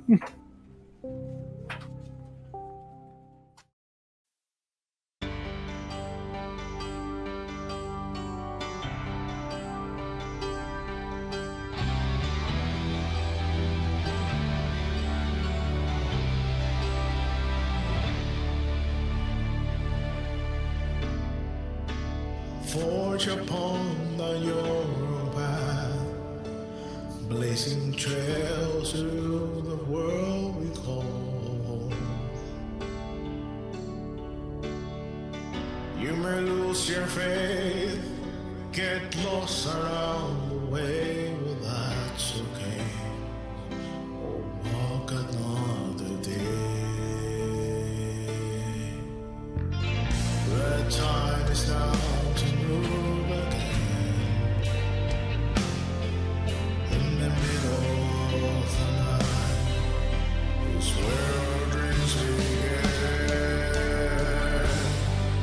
We keep moving through the dark, standing strong in the middle of the road. Fear nothing today. There's not much left to do. Let's carry on. We will find a way.